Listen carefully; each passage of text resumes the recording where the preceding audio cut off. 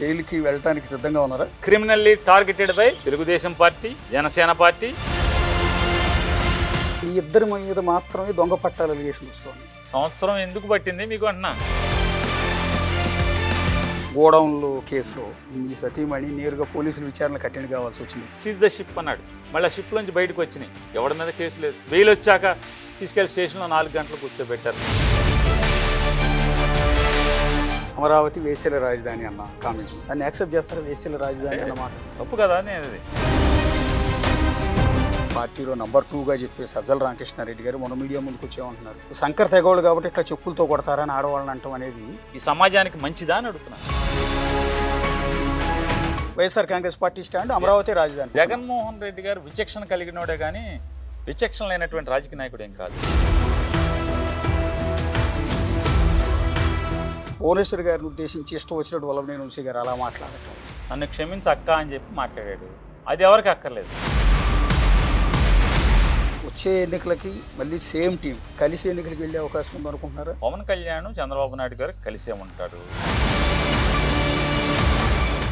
మాజీ మంత్రి పేర్ని నాని గారు ప్రస్తుతం మనకి అందుబాటులో ఉన్నారు. నాని గారు బేసిక్గా జైలుకి వెళ్ళటానికి సిద్ధంగా ఉన్నారా? దేన్నైనా ఫేస్ చేయడానికి సిద్ధంగా ఉన్నాను. జైలు అయినా, కేసు అయినా, లేదా నా మీద చిమ్మేటువంటి విషయాన్ని ఎదుర్కోవడానికైనా దేనికైనా సిద్ధంగా ఉన్నాను. అంటే ఇవాళ మీరు ప్రెస్ మీట్లో మాట్లాడింది విన్న తర్వాత నేను ఈ ప్రశ్న అడుగుతూ ఉన్నాను. ఏంటి అసలు ఈ ఇళ్ల పట్టాల గోల, నకిలీ ఇళ్ల పట్టాలు గుర్తించాల్సిన అవసరం, ముద్రించాల్సిన అవసరం, పంచిపెట్టాల్సిన అవసరం ఏంటంటే యాజ్ ఎ జర్నలిస్ట్గా నాకు అర్థం కాదు అసలు ఆ లాజిక్ ఏంటనేది. వాళ్ళ అమాయకత్వానికి నమ్ముకోవాలా, లేదా ఏదో ఒక రకంగా ఒక తప్పుడు కేసు పెట్టి నా నోరు మూయించాలా, లేదా కక్ష సాధింపు. ఒక మర్డర్ కేసులో నేను వైసీపీ గవర్నమెంట్లో మోకా భాస్కరరావు గారి మర్డర్ కేసులో నన్ను ముద్దాయిగా వచ్చాను కాబట్టి, లేకపోతే ఆ కక్ష తీర్చుకోవాలా. నేను అప్పుడు అంటే మర్డర్లో మాజీ మంత్రి చేసినంత మాత్రం మర్డర్లో పాత్ర పోలీసులకు ఉంటే ఎందుకు వెళ్తారు? వదలరు కదా. దానికి మించి చెప్తే దానికి అంటే నీకెలా అంటే ఆయన ఇప్పటికి ఈ సంవత్సర కాలంగా బోల్డెన్ సార్లు మాట్లాడాడు లౌడ్గా. పేరుని నన్ను లోపలేస్తా, పేరుని నన్ను అరెస్ట్ చేస్తా, రేపు ఎల్లుండి మొత్తం ఇంట్లో ఊసలు లెక్కెట్టిస్తాయి అని మాట్లాడారు. నిన్నగాక మొన్న బీచ్ ఫెస్టివల్ మీటింగ్ జరిగితే అక్కడ కూడా ఆయన తరపు ఉన్నటువంటి ఒక గెస్ట్ వహించాడు మాజీ ఎమ్మెల్సీ గారు. మరి అది కూడా చేశాడు లేదు, ఆర్టీసీ చైర్మన్ చేసినట్టు వరల రామయ్య వాళ్ళ అబ్బాయి ఎమ్మెల్యే. ఆయన వచ్చి మాట్లాడతాడు నా మీటింగ్లో, తొందరలోనే మీరు కొల్లు రవీంద్ర కళ్ళలో ఆనందం చూస్తారు, ఒకటి జరగబోతుంది అని మాట్లాడతాడు. ఇది అంటే బందర్లో ఏదైనా డెవలప్మెంట్ చేసో ఈ రాష్ట్రానికి ఏమైనా అభివృద్ధి జరిగితే కళ్ళలో ఆనందం కనపడటం వేరు. లేదా బాగా సారా అమ్మాం, మా ప్రభుత్వం వచ్చాక ఎక్కువ బ్రాందీ షాపులు ఇచ్చాం, నేను ఎక్సైజ్ మంత్రిని, నా మంత్రిత్వ శాఖలో జగన్మోహన్ రెడ్డి గారి కంటే కూడా నేను ఎక్కువ బ్రాందీ షాపులు ఇరవగలిగాను, ఎక్కువ బ్రాందీ షాపులు తెరవగలిగాను, ఎక్కువ బార్లు పెంచగలిగాను, ఎక్కువ సీసాలు అమ్మించగలిగాను, లేదా నాణ్యమైన మందు బాగా జనాలకు తాగించగలిగాను, 99 రూపాయలకే బ్రాందీ అమ్మించగలిగాను అనే దాంట్లో ఆయన ఆనందం పొందట్లేదండి. నన్ను అరెస్ట్ చేస్తే ఆనందం పొందుతాడు, ఆయన కళ్ళలో ఆనందం కనపడద్దని వాళ్ళ ఎమ్మెల్యే తండ్రి చెప్తున్నాడు. ఆయనతో రోజు తిరిగేటువంటి వాళ్ళ పార్ట్నర్, ఇసుకలో పార్ట్నర్ అయిన ఆ తోటి శాసనసభ్యుడి తండ్రి చెప్తున్నాడు. అంటే అరెస్ట్ అనేది వాళ్ళ లక్ష్యంగా కనపడుతుంది. ఒకవేళ మీ లక్ష్యం అరెస్ట్ అయితే న్యాయస్థానాలు ఉన్నాయి, మా పార్టీ ఉంది, పోరాటం చేస్తాం, న్యాయస్థానాలని ఆశ్రయిస్తాం, ఖచ్చితంగా న్యాయం పొందుతాం అనేది మా ఆత్మవిశ్వాసం. అంటే ఇది కొల్లు రవీంద్ర గారు ప్రతీకారంతో ఆయన మీరు అరెస్ట్ చేయించారు కాబట్టి మోకా భాస్కర్ మర్డర్ కేసులో మిమ్మల్ని జైలుకు పంపించాలని ఆయన అనుకోవటం వల్ల ఇది జరుగుతుందంటారా? లేకపోతే రెడ్ బుక్లో అంటే అరెస్టులు జరుగుతున్నాయి అంటున్నారు, రెడ్ బుక్లో మీ పేరు ఉందనుకుంటున్నారా? పైనుంచి కేసులు ఎతకమని చెప్తున్నారు, వీళ్ళు ఎతికి సమాచారం అది ఉందని ఇదిలో. అసలు గవర్నమెంట్ వచ్చిన తర్వాత మచిలీపట్నంలో పేదలకు ఇచ్చిన పట్టాల మీద భూమి కొనుగోలు చేస్తే ఆ భూమి మీద అందరితో ఎంక్వైరీ చేశారు. ప్రతి ఒక్కరిని రైతుని వెళ్ళి నువ్వు ఎంత కమ్మావు, నీకు ఎంత ఇచ్చారు, నువ్వెంత ఇచ్చావు అయ్యి అని చెప్పి. మేము ఎవరికి నయా పైసలు లంచం ఇవ్వలేదండి, సరాసరి మా అకౌంట్లో డబ్బులు వేశారు, మేమే తీసుకున్నాం, మాకెవడికి మమ్మల్ని ఎవడు అడగలేదు, మేము ఇవ్వలేదని చెప్పారు. అది క్లోజ్ అయిపోయింది. ఆ తర్వాత నా పేరు మీది, నా భార్య పేరు మీది, నా కొడుకు పేరు మీది, లేదా మా అత్తమామల పేరు మీది, లేదా మా కుటుంబ అంటే మా బంధువుల పేరు మీది, లేదా మచిలీపట్నంలో నాతో పాటు తిరుగుతున్న ఒక 70 మంది వాళ్ళ ఆస్తుపాస్తులన్నింటినీ కూడా విజిలెన్స్ ఎంక్వైరీ చేయించారు. వీళ్ళు ఎప్పుడు కొనుక్కున్నారు, వీళ్ళకి డబ్బులు ఎక్కడి నుంచి వచ్చినాయి కొంటాకి, బ్యాంక్ ట్రాన్స్ఫర్ ఎవరు చేశారు, వీళ్ళకి ఎవరన్నా ఆర్థిక సాయం అంటే వైట్ సపోర్ట్ ఏమైనా చేశారా, ఈ ఆస్తులు ఎక్కడి అని క్షుణ్ణంగా అధ్యయనం చేశారు. వీళ్ళ మా ఆస్తుల్లో ఏమన్నా అంటే నాకు కానీ లేకపోతే నాతో పాటు తిరిగే ఒక 70 మంది వైఎస్ఆర్ కాంగ్రెస్ పార్టీ నాయకులు వీళ్ళందరూ కూడా వాళ్ళందరి ఆస్తుల్లో లేకపోతే ఏమన్నా గవర్నమెంట్ ఆస్తులు ఉన్నాయా, ఏమైనా ఆక్రమించారా, అది ఇది లేదండి. క్షుణ్ణంగా అన్నీ అయిపోయినాయి, అన్ని స్క్రూటినీలు అయిపోయినాయి. నా మీదకి ఈడీని పంపించారు. కుల రవీంద్ర గారు చెప్పాడు, రేపో మాపో ఈడీ వస్తుంది, ఈడీ అరెస్ట్ చేస్తుంది, ఇన్కమ్ ట్యాక్స్ వస్తుంది, ఇన్కమ్ ట్యాక్స్ జైలు వేస్తుందని చెప్పాడు. ఇన్కమ్ ట్యాక్స్ ఎంక్వైరీ అయిపోయింది, ఇన్వెస్టిగేషన్ అయిపోయింది. ఇన్వెస్టిగేషన్లో మా ఆడిటర్కి నోటీస్ ఇచ్చారు, అన్నీ తీసుకెళ్ళి వాళ్ళు అడిగిన కొరీలన్నిటికీ తీసుకెళ్ళి సమాధానాలు చూపించారు. ఈడీ అయిపోయింది, ఈడీ ఎంక్వైరీ ముగిసిపోయింది. ఇన్ని సంవత్సర కాలంగా నన్ను వేధించడానికి వాళ్ళు చేయని ప్రయత్నం లేదు. అవన్నీ నాకు తెలుసు, ప్రపంచానికి తెలిసేట్టుగా ఆయనే మాట్లాడాడు. ఇదిగో ఇది వస్తుంది, అది వస్తుంది, రేపు వస్తుంది, ఏళ్ళుండి అయిపోతున్నాడు, రేపు అరెస్ట్ అవుతున్నాడు. ఇప్పుడు బోళని సార్లు కదా అది అయిపోయింది. ఇప్పుడు కొత్తగా మళ్ళీ అరెస్ట్ అవుతారని చెప్తున్నారు. ఈనాడులో రాయించారు దొంగ పట్టాలని చెప్పని. దొంగ పట్టాలు అసలు అవసరం ఏంటి అని అడుగుతున్నాను. ఈ మచిలీపట్నం నియోజకవర్గంలో ఎంతమంది అర్హులు ఉంటే అంతమందికి భూమి కొనుగోలు చేయమని చెప్పని, కొనుగోలు చేసి పంచిపెట్టమని జగన్మోహన్ రెడ్డి గారు కలెక్టర్కి వ్యక్తిగతంగా ఆదేశాలు జారీ చేశారు. కలెక్టర్ గారు నా దగ్గరికి వచ్చి, సార్ ఇట్లా మీ కాన్స్టిట్యున్సీలో ఎన్నుంటే అన్ని పట్టాలు కొనండి, భూమి కొనమని చెప్పారు. ప్రభుత్వ భూమిలో ఇవ్వటానికి ప్రయత్నం చేయబాకండి, అక్కడ నేను ఎలక్షన్ హామీ ఇచ్చానని చెప్పి జగన్ గారు చెప్పారు. కాబట్టి మొత్తం భూమి ఎక్కడ గైడ్ చేయండి అన్నారు. బందర్ను ఆనుకుని భూమి కొనండి అని చెప్పాను. ఎందుకని బందర్ను ఆనుకుని కొనమన్నాం? మనం ఇచ్చే పట్టా ప్రతి పేదవాడిది కూడా కూలి పని చేసుకోవటమా, లేదా పాచి పని చేసుకోవటమా, లేదా ఎక్కడో అక్కడ గుమ్మస్తా పని చేసుకోవటమా, వీళ్ళందరూ అంటే బందర్ మీద ఆధారపడి బందర్ ప్రజల యొక్క ఇళ్లలోనూ, దుకాణాల్లోనూ, లేకపోతే షాపుల్లోనూ, లేకపోతే కార్ఖానాల్లోనూ ఆధారపడి జీవనం సాగిస్తున్నారు. మరి అప్పుడు ఏమంటే బందర్కి ఆనుకుని ఉండాలి. మనం తీసుకెళ్లే 10 కిలోమీటర్ల అవతల ఇస్తే రేపు వాడి భోజనం ఎట్లా? వీడు అక్కడికి వెళ్తాడా? ఎందుకు వెళ్తాడు? వాడికి భోజనం ఇక్కడ దొరుకుతుంటే, కూలి ఇక్కడికి అవకాశం ఉంటే ఎందుకు వెళ్తాడు? కాబట్టి బందర్ని ఆనుకుని, బందర్ మున్సిపాలిటీ సరిహద్దులోనే రాడార్ కేంద్రం పక్కనే విశ్వబ్రాహ్మణ కాలనీని ఆనుకుని, లేదా నవీన్ మెట్ల కాలనీని ఆనుకుని మొత్తం అంతా కూడా సుమారుగా ఒక 300 ఎకరాలు, 320 ఎకరాలు అక్కడ కొనుగోలు చేసి ఒక 1500 చిల్లర మందికి అక్కడ ఇవ్వడం జరిగింది. బందర్లో ఉన్న బెనిఫిషరీస్ అందరికీ. అట్లాగే గిలకలు దిండి మొత్తం మత్స్యకారులు సముద్రంలోకి వేటకెళ్ళి బతుకుతారు. వాళ్ళకి ఆ ఊరు పుట్టిన తర్వాత గిలకలి దిండి అనే గ్రామం ఎన్నో వందల సంవత్సరాల క్రితం పుట్టింది. ఆ ఊర్లో మొదటిసారి ఒక ప్రభుత్వం పట్టా ఇచ్చింది ఫస్ట్ టైం. 25 ఎకరాలు కొనుగోలు చేసి సుమారుగా 1000 మందికి పట్టాలు ఇవ్వటం జరిగింది. బందరకోట అంతా యాదవులు ఉంటారు ఎక్కువగా. వాళ్ళందరూ కూడా పాలు పితుక్కుని పాలు తీసుకెళ్ళి బందర్లో అమ్ముకుంటా ఉంటుంది. వాళ్ళు మా దగ్గరే కావాలని చెప్పారు. అక్కడే భూమి కొనుగోలు చేసి ఇచ్చాం. ముస్తాఖాన్పేటలో పాచి పనులు చేసుకున్నాం, లేకపోతే వీళ్ళు చిన్న చిన్న ఉద్యోగాలు కూలి పనికి వెళ్ళో, లేదంటే కనుక ఆ పేటలో కొంతమంది చిత్తు కాగితాలు ఏరుకునేవాళ్ళు, లేకపోతే పాతిని ఏరుకునేవాళ్ళు, అమ్ముకునేవాళ్ళు ఉన్నారు. వాళ్ళందరికీ వాళ్ళ ఇళ్ళ పక్కనే భూమి కొనుగోలు చేసి పంచిపెట్టడం జరిగింది. అట్లాగే ములింగిపాలెం ఉంది. వాళ్ళందరూ బందర్లోని మత్స్య కార్మికులు, అంటే మార్కెట్లోకి వెళ్ళి చేపలు అమ్మటం, చాట పెట్టి, లేదా ఆ చేపలు బాగు చేసి అంటే దాన్ని ముక్కలు చేసి కస్టమర్కి ఇచ్చి డబ్బులు తీసుకోవటం. అలా చిన్న చిన్న బతుకులు. మా దగ్గరే కావాలన్నారు, వాళ్ళ పక్కనే కొనిచ్చాం. దేవాంగులు ఉన్నారు, మగ్గం మీద నేర్చి బతుకుతారు. వాళ్ళందరూ మాకు మగ్గాలు ఇవన్నీ మేము బయట పేటకి వెళ్ళి ఉండలేండి, మా పేట పక్కనే కొనమన్నారు. అక్కడే 4 రోజులు ఆలస్యమైనా సరే కొన్ని వాళ్ళందరూ కూడా అక్కడే ఇచ్చాం. సుమారు 400 చిల్లర మందికి. శారదానగర్లో దళితులు కానీ, రైతులు కానీ, రైతు కూలీలు కానీ వాళ్ళందరూ ఉన్నారు. కాళేకాన్పేట కానీ, దేశాయపేట కానీ, వాళ్ళందరికీ అక్కడే కొనుగోలు చేసి ఇవ్వడం జరిగింది. సుమారుగా ఎన్ని కలిపి ఒక 4000, ఇది ఒక 15,000 చిల్లర, 19,000 చిల్లర ఒక మున్సిపాలిటీలో ఇస్తే దొంగ పట్టాలు అవసరం ఏంటి? అసలు జానీకి ఎన్ని పట్టాలు కావాలంటే అన్ని భూమి కొని ఇమ్మని చెప్తుంటే జగన్మోహన్ రెడ్డి గారు, నేను ఎలక్షన్ అదే నాకు కూడా అర్థం కాక అలిగేషన్ ఎందుకు తీసుకొచ్చారు అంటే ఇప్పుడు కేసు కూడా ఫైల్ అయినట్టుంది కదా? అవ్వలేదు, ఇంకా అవ్వలేదండి. అంటే పొద్దున కోర్టులో ప్రూవ్ చేయాలన్నా కష్టమే కదా. ఈనాడు పేపర్లో రాసింది ఏది దొంగ 10,000 పట్టాలు ముద్రించి 5,000 పట్టాలు పంచిపెట్టారని చెప్పని. ఏదైతే వాళ్ళు చెప్తున్నారో మచిలీపట్నంలో ప్రభుత్వం పట్టా బయటికి వచ్చింది అంటే ప్రతి పట్టాకి సంబంధించినటువంటి లబ్ధిదారుడి యొక్క వివరాలు, అతని పేరు, తండ్రి పేరు, లేకపోతే భర్త పేరు, వాళ్ళ ఆధార్ కార్డు నెంబర్ అంతా, వాళ్ళ ప్రస్తుత పరిస్థితి ఏంటి, వాళ్ళకి ఎక్కడ పట్టా ఇచ్చాం, దాని సరిహద్దులు ఏంటి, ఇట్లా ప్రతిదీ ఒక డేటా నవశకం అని చెప్పని జగన్మోహన్ రెడ్డి గారి ప్రభుత్వంలో ఒక ఆన్లైన్ వెబ్ పోర్టల్ ఉంది.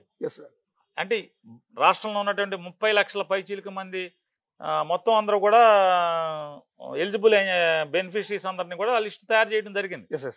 ఆ ఎలిజిబుల్ బెనిఫిషరీస్ అందరి లిస్టులో బందర్లో మొత్తం ప్రతి ఒక్కడు, నేను చెప్పేటువంటి 20,000 మంది, రూరల్లో 6,500 మంది, 6,000 చిల్లర ఉన్నారు.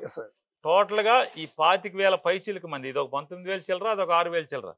ఈ 25,000 మంది కాకుండా మచిలీపట్నం నియోజకవర్గంలో 40 ఏళ్ల నుంచి, అంటే పేరు నానేవాడు రాకముందు నుంచి, ఎమ్మెల్యేగా 2004లో గెలవక ముందు నుంచి వివిధ ప్రాంతాల్లో, అంటే బందర్ టౌన్లో వివిధ ప్రాంతాల్లో లేదా పేటల్లో road encroachers, government land encroachers, అంటే అనాదిగా ఆక్రమించుకుని అనుభవిస్తున్నటువంటి పేదలు ఉన్నారు. 90 గజాలు, 70 గజాలు, 60 గజాలు, 50 గజాలు. వాళ్ళందరికీ కరెంట్ ఉన్నాయి. నాని ఎమ్మెల్యే అయిన తర్వాత ఈ ఎవరెవరైతే బందర్లో పేదవాళ్ళు ఉంటున్నారో వాళ్ళందరికీ కూడా రోడ్లు, డ్రైన్లు, వాళ్ళ ఇంట్లోకి పంపు సౌకర్యం ఇచ్చాం. ఎందుకని? పేదోడిని ఉంచనిస్తున్నావు, కరెంట్ ఇచ్చావు, మరి అన్నప్పుడు మిగతా ఇవ్వాలి కదా. మురుగు వాడి ఇంటి బయట ఉంటే అన్యాయం కదా, ఇంటికి రోడ్డు సౌకర్యం లేకపోతే అన్యాయం కదా, ఇంట్లోకి పంపులు నలుగురితో పాటు పంపు లేకపోతే నెలకు 100 రూపాయలు స్తోమత ఉన్నాడు, కట్టే స్తోమత ఉన్నాడు, పంపు వేయించుకుంటాడు, వీధి పంపు దగ్గరికి వెళ్ళే పరిస్థితి లేకుండా. అన్నీ చేశాక వాళ్ళు అడిగింది ఏంటి, జగన్మోహన్ రెడ్డి గారు ఇచ్చే జగనన్న కాలనీలో మీకు కూడా పట్టా రాస్తామని చెప్పి, ఇది ఉంచుకోండి, దానికి వెళ్ళిపోండి. కాకపోతే భవిష్యత్తులో నేను ఉన్నప్పుడైతే ముట్టుకోపోవచ్చు, కానీ ఎవరో కూడా వచ్చి మీకు పట్టా ఇచ్చారు కదా ఇల్లు పీకుతామని చెప్పి పీకుతారు. నేనున్నన్నాళ్ళు పొరపాటును కూడా ముట్టుకోను. నాని అనేవాడు అధికారంలో ఉన్నన్నాళ్ళు, అదే ఎమ్మెల్యేగా అధికారం లేకపోయినా ఎమ్మెల్యేగా ఉంటే మీ ఇంటి జోలికైతే రానివ్వను ఏ ప్రభుత్వాన్ని. అదైతే మీ చేతిలో ఉంటుంది, స్టాండ్ బైకి ఉంటుంది, వెళ్తారంటే వద్దండి, మేము మా నాన్న లేకపోతే మేము మా పిల్లలు ఇంతమంది 3 తరాలకి ఇక్కడ వచ్చేసాం, కాస్త మాకే ఇదే ఏదైనా చేసి పెట్టండి అంటే వెంటనే కలెక్టర్ని తీసుకుని ఎక్కడెక్కడైతే బందర్ మున్సిపాలిటీలో ఉన్నటువంటి 50 వార్డుల్లో ఎక్కడెక్కడ ఎంక్రోచ్మెంట్స్ ఉన్నాయో అన్నింటినీ కూడా ఈ కలెక్టర్ని తీసుకెళ్ళి చూపించడం జరిగింది. కలెక్టర్తో పాటు వస్తే ఏమంటారు, రాజుగారు వస్తే కలెక్టర్ వస్తే కలెక్టరు, ఆర్డీఓ, జాయింట్ కలెక్టరు, ఎంఆర్ఓలు అందరూ వస్తారు కదా, సర్వేయర్లు అందరూ వచ్చారు, చూశారు, కలెక్టర్ గారు చూశాడు. నేను చెప్పాను, సార్ వీళ్ళందరూ కూలి చేసుకు బతికేవాళ్ళు, భార్య భర్త పిల్లలు కలిసి బయటికి వెళ్ళి పని చేస్తే తప్పితే బతికే కుటుంబాలు కాదు. వీళ్ళు కూలికి వెళ్తే మళ్ళీ ధైర్యంగా సాయంత్రం కూలి పనిలోంచి ఇంటికి వచ్చేప్పటికి వాళ్ళ ఇల్లు వాళ్ళు అక్కడే ఉంటుంది అని చెప్పిన ఒక ధైర్యం, నమ్మకాన్ని కలిగించేయడానికి ఏదో ఒక కాగితం ఇవ్వండి సార్ అంటే, పేదోడికి ధైర్యమే కదండి మనం ఇచ్చేది. ఎంత చదువులు చదువుకుని ఉద్యోగాలు చేసి ఐఏఎస్లు పాస్ అయ్యి ఆ మాత్రం కూడా చేయబట్టే ఏదో చేద్దాం అని చెప్పి వాళ్ళందరికీ ఇన్స్ట్రక్షన్స్ ఇచ్చాడు.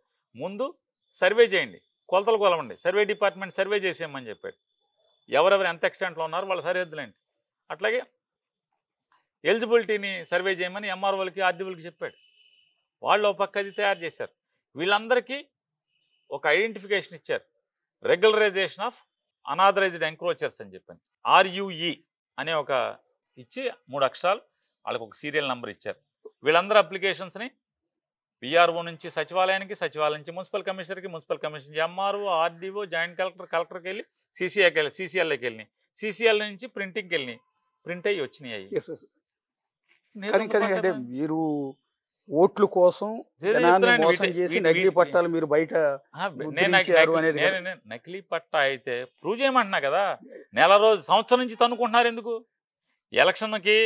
ఎలక్షన్ ముందే నేను నకిలీ పట్టాలు పడుతున్నాను, ఈనాడు, జ్యోతి, కుల రవీంద్ర అల్లరి చేశారు, సంవత్సరం అయింది కదా, సంవత్సరం ఎందుకు పట్టింది మీకు అంటున్నా.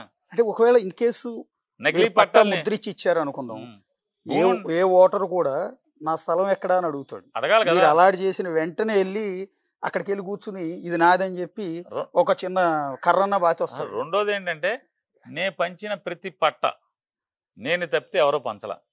నాతో పాటు మున్సిపల్ కమిషనరు, MRO, ఆర్డీఓ, కొన్ని సభల్లో ఆర్డీఓ ఉన్నాడు, కొన్ని సభల్లో ఆర్డీఓ లేడు. బందర్లో ఉన్న ప్రతి ఒక్కరిని, దాదాపుగా పట్టా పొందిన ప్రతి ఒక్కరిని, అది ఇదవని, ఎంక్రోచ్మెంట్ అవని, అది అవని పిలిచి నేనే పంచిపెట్టాను. ప్రింట్ అయ్యి వచ్చిన ప్రతి పట్ట నేనే పంచిపెట్టాను. నాతో MRO ఉన్నాడు, అందరూ ఉన్నారు. బందర్లో ఉన్న ఈ 20,000 పైచీలకు అంటే 19,000 చిల్లర, అదొక 800 చిల్లర, 819. ఇవన్నీ కలిసి పెద్ద పెద్ద కాలేజ్ గ్రౌండ్లో, ఆఖరి పోలీస్ గ్రౌండ్లో కూడా పంచిపెట్టాం. పోలీస్ గ్రౌండ్లో లబ్ధిదారులను పిలిచి వాళ్ళకి ప్లాస్టిక్ కుర్చీలు వేసి డయాస్ వేసి, ఎందుకంటే మినిస్టర్గా ఉన్నాను నేను. మరి ఆ ప్రోగ్రాంకి అందరూ అధికారులు అందరూ వస్తారు కదా, వచ్చారు, అక్కడే పంచిపెట్టాం. ఆ ఏరియా పోలీస్ గ్రౌండ్ చుట్టూ ఉన్నటువంటి వార్డులన్నిటికీ అక్కడ పంచాం. హిందూ కాలేజ్ చుట్టూ ఉన్న వార్డులకి హిందూ కాలేజీలో పంచాం. జైన్ స్కూల్ అని ఒకటి ఉంది, అక్కడ గ్రౌండ్లో, ప్లే గ్రౌండ్లో ఆ ఏరియా పంచాం. అట్లా ఎక్కడెక్కడ పెద్ద పెద్ద ఖాళీ గ్రౌండ్లో ఉంటాయో ఆ సరౌండింగ్స్లో ఉన్న 4-5 వార్డులని ప్రజలను అక్కడ తీసుకొచ్చి లబ్ధిదారులు ఇచ్చాం. రానోళ్ళు ఉంటే వాలంటీర్లకి ఇచ్చి ఇంటికి పంపించాం. ఇది ఎప్పుడు జరిగింది? 2021 ఏప్రిల్లోనే ఇప్పుడు జరిగింది. 2021 ఏప్రిల్లో జరిగితే, కానీ జగన్మోహన్ రెడ్డి గారు ఏం చేశారంటే పంచిపెట్టిన పట్టాలన్నింటికి కూడా 10 సంవత్సరాలు నిండిన తర్వాత ఇది మీ సొంత ఆస్తి అవుతుంది అని చెప్పి ఒక జీవో తీసుకొచ్చాడు. అమ్ముకోవచ్చు అని దానికి రిజిస్ట్రేషన్ చేయమన్నారు. అది ఎలక్షన్ కోడ్ వచ్చే 6 నెలల ముందు మొదలు పెట్టారు. దానికి వీళ్ళందరూ కూడా పట్టాలు పోగేసుకొచ్చి పబ్లిక్ దగ్గర, అప్పటికి వీళ్ళందరికీ కూడా జియో ట్యాగింగ్ అయిపోయింది. జియో ట్యాగింగ్ అంటే ఏంటి? ప్రతి లబ్ధిదారుని ఆ పట్టాలోకి తీసుకెళ్లి ఆ పట్టా దగ్గర పట్టా నుంచోబెట్టి GPS కోఆర్డినేట్స్ తో ఫోటో తీసి అప్లోడ్ చేయాలి. ఫోటో తీస్తే ఆటోమేటిక్ అప్లోడ్ అవుద్ది. అలా జియో ట్యాగింగ్ చేసినటువంటి వాళ్ళందరికీ రిజిస్ట్రేషన్ చేయాలి. వీళ్ళందరూ కూడా జియో ట్యాగింగ్ అయిపోయింది. పట్టా ఇవ్వటం, జియో ట్యాగింగ్ ఇవ్వటం, వాళ్ళకి స్థలం చూపించి జియో ట్యాగింగ్ చేయటం అయిపోయింది. నెక్స్ట్ రిజిస్ట్రేషన్ చేయాలి. రిజిస్ట్రేషన్కి ఎలక్షన్ అడావిడికి ఎలక్షన్ ముందు ఎంఆర్ఓ ఆఫీస్ వాళ్ళు వీళ్ళు అందరూ కలిసి చేసుకున్నారు. దానికి నాకేం సంబంధం లేదు. ప్రభుత్వం ఆదేశించింది, జిల్లా యంత్రాంగం మొత్తం చేసుకున్నారు. దానికి ఆఫీసులో ఈ పట్టాలన్నీ, ఎందుకంటే వీళ్ళు తీసుకెళ్ళి దాన్ని రిజిస్ట్రేషన్ చేయాలి కదా, ఏదో చేసేస్తున్నారని చెప్పని. ఇప్పుడు కొలరేందర్ దగ్గర శివరామకృష్ణ ఒక పిఏ ఉన్నాడు, అది పచ్చి అవినీతి పరుడు. ఆయన్ని బోళని సార్లు ఆర్డీఓలకి, కలెక్టర్కి చెప్పాను, ఈ ఆఫీసులో డైరెక్ట్గా లంచాలు అడుగుతున్నాడు, ఈయన ట్రాన్స్ఫర్ చేయంటే, లేదు సార్ కొద్దిగా మాకు బాగా హ్యాండీగా ఉంటాడండి, బాగా వీళ్ళకి చెలరెత్తాడు కదా. నాకేం చెప్పాడు, కాదు సార్ ఆయన తీసేస్తే మాకు ఆఫీస్ నడవదు, ఆగిపోద్ది అని చెప్పి ఆయన ఉంచుకుని ఆడేమో ఇక్కడి నుంచి తప్పుడు సమాచారం ఇవ్వటం, కూలర్ దగ్గర చిల్లర తీసుకుని తప్పుడు సమాచారం ఇవ్వటం.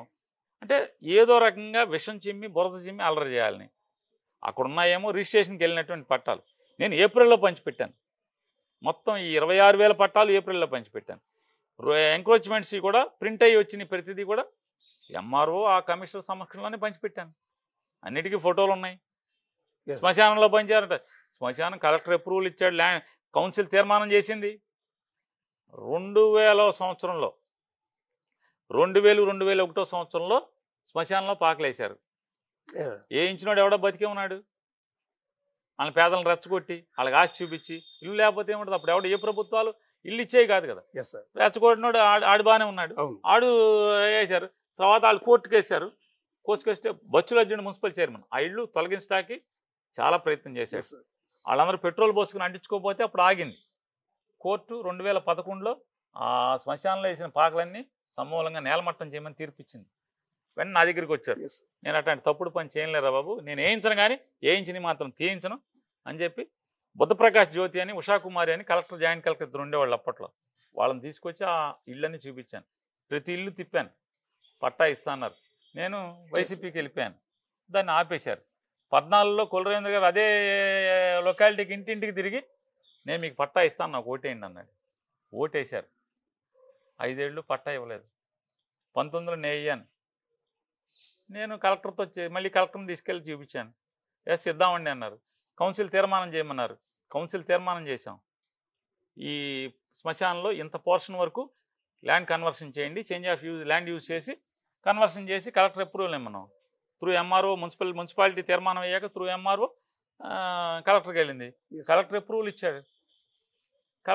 ఇచ్చారు. పట్టాలు తయారైన ఎంఆర్ఓ సమక్షంలో తెల్లవారుజామున, అంటే వాళ్ళు కూలికి వెళ్తారు కాబట్టి 5:30కి వెళ్ళి నేను పనిచేశాక వాళ్ళు కూలికి వెళ్ళిపోతారు. ఆ రోజు భోజనం పోకూడదని పట్టాలు పంచి వచ్చాం. ఈనాడు కవరేజ్ చేసింది, ఈనాడు రాసింది. ఇంతమందికి 300 చిల్లర మందికి పట్టాలు పంచి పెట్టాడు, తెల్లవారుజామున వచ్చింది చెప్పని. వాళ్ళ పేపర్లో వాళ్ళే రాస్తారు. అప్పుడు 2022 అప్పుడు 21-22లో. ఇవాళేమో దొంగ పట్టాలు అంటారు. ఏది దొంగ పట్ట? ఏది దొంగ పట్ట? దొంగ పట్ట అనేది రాష్ట్రంలో మీ పార్టీ తరఫున 151 మంది గెలిచారండి ఎమ్మెల్యేలు. సరే వంశీ గారు టీడీపీలో గెలిచి మీ దారికి వచ్చాడు 152. సో ఈ ఇద్దరి మీద మాత్రం 152వ వ్యక్తిగా చెప్తున్న వల్లభనేని వంశీ అండ్ పేర్ని నాని, ఈ 2 కాన్స్టిట్యున్సీలో మీ ఇద్దరి మీద మాత్రమే దొంగ పట్టాల ఎలిగేషన్ వస్తుంది. నేను అదే చెప్తున్నా కదండి, ఎలిగేషన్ వేరు, డిపార్ట్మెంట్ నుంచి చెప్పమని అంటున్నానండి. ఎంఆర్ఓని పిలిచి సిసిఎల్ఏలో రాయించుకున్నారు అతను బెదిరించి, అతన్ని సంతకం పెట్టాడని నాకు తెలిసింది. సిసిఎల్ ఆఫీసులో చెప్పారు, మీ వాడు వచ్చి సంతకం పెట్టి వెళ్ళాడు, నాకేం సంబంధం లేదు, నేను సంతకాలు పెట్టలేదు, ఆ పట్టాలు పంచినప్పుడు నేను లేను, కరోనాలో హాస్పిటల్లో ఉన్నానని. నేను అందుకే వాళ్ళ మీటింగ్లో మొత్తం వీడియోలు ఫోటోలు ఈనాడు పేపర్లో వచ్చినాయి, వీడియో కవరేజ్లు అన్నీ చూపించాక నా పక్కన ఎవడున్నాడు పట్టాలు పంచేప్పుడు. ఉన్నారు కదా. ఒక ఎంఆర్ఓ సునీల్ గురించి మీరు ప్రస్తావించారు ప్రెస్ లో, ఇందాక ఎక్కడ చూశాను, 5 ఏళ్ల పాటు ఒకే ఎంఆర్ఓ ఉన్నాడు, ఇక్కడ కంటిన్యూ అయ్యాడు. ఉన్నాడు, ఎలక్షన్ ముందు వచ్చాడు, కొల్లు రవీంద్ర మినిస్టర్ గా ఉండగా వచ్చాడు, అయ్యాక ఉన్నాడు. మొన్న ఎలక్షన్ వరకు ఉన్నాడు, ఉన్నాడుగా. ఎలక్షన్ ముందు కోడ్ వచ్చే ఎంఆర్ఓని బేసిక్ గా 2 ఏళ్లకి అట్లా మార్చేస్తారు కదా. మీరు అడగాలి వ్యవస్థని. అటైతే కొల్లు రవీంద్ర ఉన్నప్పుడు కూడా నారదముని అని ఒకతనే ఉన్నాడుగా 4.5 ఏళ్ళు. నారదముని అని చెప్పని అతనికి ప్రమోషన్ వచ్చేవరకు ఇక్కడే ఉన్నాడు కదా తహసీల్దార్గా. ఎట్లా అండి ఇప్పుడు పేర్నాని గారి మీద వరుస అలిగేషన్, ఏ కేసు మంత్రి మాజీ మంత్రి మీరు, మీ నాన్నగారు మంత్రి, బందర్ లాంటి ఒక చారిత్రాత్మకమైన పట్టణం ఇది. అంటే అశోక్ అలాంటి చోట తండ్రి కొడుకులు ఇద్దరు మంత్రులు అవటం రికార్డు. రేపు మీ అబ్బాయిని కూడా మళ్ళీ వారసుడిగా దింపారు, ఆల్రెడీ మొన్న ఎన్నికల్లో పోటీ చేశాడు. సరే తొలిసారి ఎదురు దెబ్బలు. ఎందుకు ఇంత మొన్న గోడౌన్లో కేసులో మీ సతీమణి నేరుగా పోలీసులు విచారణకు అటెండ్ కావాల్సి వచ్చింది. బహుశా పాపం ఆవిడ ఎప్పుడు వంటగది వదిలిపెట్టి బయటికి రారేమో, ఇంట్లో వదిలిపెట్టి బయటికి రారు, అలాంటి ఆవిడ పోలీసు విచారణకు రావాల్సి వచ్చింది. ఆ రోజు మీరు కూడా చాలా బాధపడ్డారు. ఎందుకు ఇట్లా అంటే ఆ గోడౌన్లు అంటే మేము రాజకీయాలు చేసే పెర్చెద్దులు ఇట్లాంటి వాళ్ళు అవటం వల్ల ఇప్పుడు సివిల్ సప్లైస్లో మేము గోడౌన్ కట్టి ఆవిడ పేరు మీద ఎందుకు, లేడీస్ పేరు మీద ఎందుకు కట్టారు? సబ్సిడీ వస్తుందని ఆవిడ పేరు మీద కట్టాం. సెంట్రల్ గవర్నమెంట్ సబ్సిడీ ఇస్తుంది కాబట్టి సబ్సిడీ కోసం అని లేడీస్ పేరు మీద కట్టాం. అద్దె వస్తుందని చెప్పి ఆశపడ్డాం. మనం రిటైర్ అయిపోయినా రెంట్ వస్తుందిలే అని చెప్పి, నెక్స్ట్ పోర్ట్ వస్తుంది, గవర్నమెంట్ కాకపోతే పోర్టుకి ఎవడో ఒకటి ఇవ్వచ్చు అని చెప్పి చెప్తే ఇది తప్పే ఉంది అంటున్నాను. నేను తప్పు చేస్తే తప్పు, లంచాలు తింటే తప్పు, ఇంకోటి దౌర్జన్యం చేస్తే తప్పు. నేను అద్దె ఆశించి కట్టుకుంటే తప్పు లేదు. 2 దాంట్లో ఏదో తప్పు జరిగింది అన్నారు. టోటల్గా మా పాత్ర ఎంతో సివిల్ సప్లైస్ డిపార్ట్మెంట్ కూడా అంతే రెస్పాన్సిబిలిటీ. అది జాయింట్ రెస్పాన్సిబిలిటీ అండి, జాయింట్ రెస్పాన్సిబిలిటీ. ఆ డిపార్ట్మెంట్ వాళ్ళు మా స్టాఫ్ కలిసి ఏదో చేశారు, తప్పు జరిగిందని నేను ఫస్ట్ నుంచి చెప్తున్నా కదా. తప్పు జరిగింది, కానీ నాకు కానీ నా భార్యకి కానీ నా కుటుంబానికి కానీ మాకేం తెలియదు, పాపం పుణ్యం. ఆ రోజు చెప్పాను, నాకు దేవుడి కంటే నా తల్లి, మరణించిన నా తల్లి అమితమైనటువంటి ఇష్టం, దేవుడి కంటే భక్తి నా తల్లి మీద. ఆ చనిపోయిన తల్లి మీద ప్రమాణం చేసి చెప్తున్నా, మాకే పాపం తెలియదు అని నేను కేసు జరిగినప్పుడే చెప్పాను. అయిపోయిన తర్వాత ఆ సివిల్ సప్లైస్ డిపార్ట్మెంట్లో ఇటువంటి తప్పులు జరగడం సర్వసాధారణం అని చెప్పి తర్వాత ఆఫీసర్లు అందరూ చెప్తున్నారు. అన్ని గోడౌన్లో జరుగుద్దండి, షార్టేజ్ వస్తుంది అని చెప్పని. నేను నిజంగా చెప్తాను, నేను నిజంగా కప్పెట్టుకునేవాడిని అయితే 22,000 మెట్రిక్ టన్నులు అంటే ఎన్ని షిప్పులు పడుతుంది? ఒక షిప్పులో పట్టేటువంటి అంత బియ్యాన్ని ఇక్కడి నుంచి తీసుకెళ్ళి ఇట్లా ఎన్ని షిప్పులు వెళ్ళిపోయినాయో కదా, మీరే పట్టుకున్నారు కదా. అంటే అంత బియ్యాన్ని వాళ్ళు కొనుక్కోగలిగినప్పుడు 7-8 లారీలు నేను నైట్ పెట్టలేనా? పెట్టాలనుకుంటే. రెండోది ఇంకొకటి, నా దగ్గర కేజీ 90 రూపాయలకు వసూలు చేశారు. వసూలు చేస్తారు పెనాల్టీతో సహా అని నాకు తెలుసు. గవర్నమెంట్ వాల్యూ 45 రూపాయలు ఉన్నదాన్ని వీళ్ళు రిమాండ్ రిపోర్ట్లో రాశారు 10 రూపాయలకి అమ్మారు దీన్ని. 10 రూపాయలకి కేజీ 10 రూపాయలు చొప్పున అమ్మారు అని చెప్పని పోలీసు రిమాండ్ రిపోర్ట్లో రాశారు. అంటే కేజీ 10 రూపాయలకి అమ్మి 90 రూపాయలకి నేను కడతాకి ఎందుకు దొంగతనం చేస్తాను? 40 రూపాయల వాల్యూ దాన్ని 10 రూపాయలకి అమ్మేసి ఎట్లా అది కప్పడకుండా ఎట్లా కప్పెట్టగలను? అవదు కదా. వాళ్ళే రిమాండ్ రిపోర్ట్లో కేజీ 10 రూపాయలకి అమ్మంటారు. పోనీ 45 రూపాయలది నేను 60 రూపాయలకి అమ్మి 45 రూపాయలు గవర్నమెంట్ కట్టేశానంటే 10 రూపాయలకి గవర్నమెంట్ ఉద్యోగస్తులు మా దగ్గర ఉద్యోగస్తులు కలిసి అమ్మారని పోలీసే చెప్తుంది.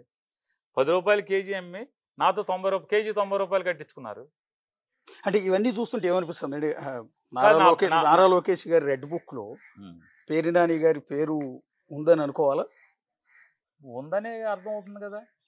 సివిల్ సప్లైస్ డిపార్ట్మెంట్ చరిత్రలో ఆంధ్రప్రదేశ్ రాష్ట్రం అవిభాజ్య రాష్ట్రం అంటే కంబైన్డ్ స్టేట్ ఉన్నప్పటి నుంచి సివిల్ సప్లైస్ ఇప్పుడు వరకు నా మీద తప్పితే ఇంకొక మీద ఎవరి మీద క్రిమినల్ కేసు లేదు. ఓకే, మీ ఇష్టం. ఆఖరికి Pavan Kalyan seize the ship, లేకపోతే మనోహర్ వెళ్ళి సీజ్ ద గోడౌన్ అని 31 గోడౌన్లు సీజ్ చేశాడు. ఆ గోడౌన్లోదే షిప్లోకి వెళ్ళినాయి. సీజ్ ద షిప్ అన్నాడు, మళ్ళీ ఆ షిప్లోంచి బయటకు వచ్చినాయి. ఎవడి మీద కేసు లేదు, ఎవడి మీద క్రిమినల్ కేసు లేదు, వాటి మీద లేదు, నా ముందు లేదు, నా తర్వాత లేదు. డిపార్ట్మెంట్ పుట్టాకే క్రిమినల్ కేసు నా మీద. కాబట్టి ఇది రెడ్ బుక్ రాజ్యాంగం కాక మరి ఏంటి చెప్పండి. నా దగ్గర 1,70,00,000 కట్టించుకుని కేజీ 90 రూపాయలకి వాళ్ళకి నష్టం జరిగినటువంటి ప్రతి కేజీకి 90 రూపాయలు నా దగ్గర కట్టించుకుని నాకు నేను సెల్ఫ్ డిక్లేర్ చేశాను. ఏమండి మా స్టాఫ్ వచ్చి మా దగ్గర షార్టేజ్ వచ్చింది అంటున్నారు, ఒకవేళ అది టెక్నికల్గా నేను కోర్టుకి వెళ్ళొచ్చు, ఎందుకంటే అది జాయింట్ లయబిలిటీ, అయినా కూడా నైతికంగా నేను దాన్ని తప్పుగా భావిస్తూ నైతిక బాధ్యత తీసుకుంటూ మీరు ఎంత చెప్తే అంత కడతానని జాయింట్ కలెక్టర్కి నేను లెటర్ ఇచ్చాను. ఇచ్చిన 10 రోజుల దాకా ఎవడూ మాట్లాడలేదు. జాయింట్ కలెక్టర్ ఎంక్వైరీ చేసింది నేను లెటర్ ఇవ్వగానే, నువ్వు ఇంత షార్టేజ్ వచ్చిందని చెప్పి నేను చెప్పింది ఆవిడ. పైకి రాసింది ఎండి సివిల్ సప్లైస్కి. 10 రోజుల తర్వాత పెనాల్టీ కట్టించుకుని నా మీద 1,70,00,000 కట్టించుకున్న తర్వాత కేజీ 90 రూపాయల చొప్పున కట్టించుకుని నా మీద కేసు కట్టారు, నా భార్య మీద.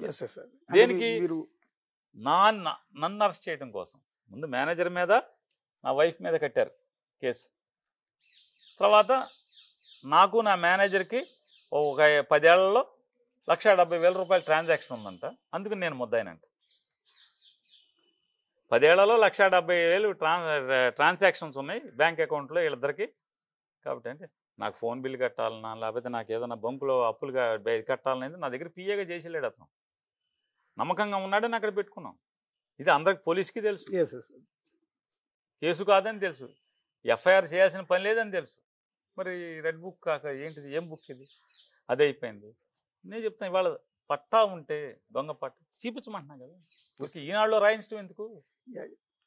ఏం పట్టా, ఎక్కడి నుంచి? అంటే మీరు రీసెంట్గా గోడౌన్ ఇష్యూ రైజ్ అయినప్పుడు మీ సతీమణి పోలీస్ విచారణకు అటెండ్ అయిన కూడా ఒక మాట అన్నారు, చంద్రబాబు నాయుడు గారు మంచివాళ్లే, కావాలంటే నానిని అరెస్ట్ చేయండి కానీ ఆడవాళ్ళ జోలికి వెళ్ళొద్దు. విచారణకు వచ్చినప్పుడు కాదు, కేసుకి వెళ్ళి నేను హైకోర్టుకి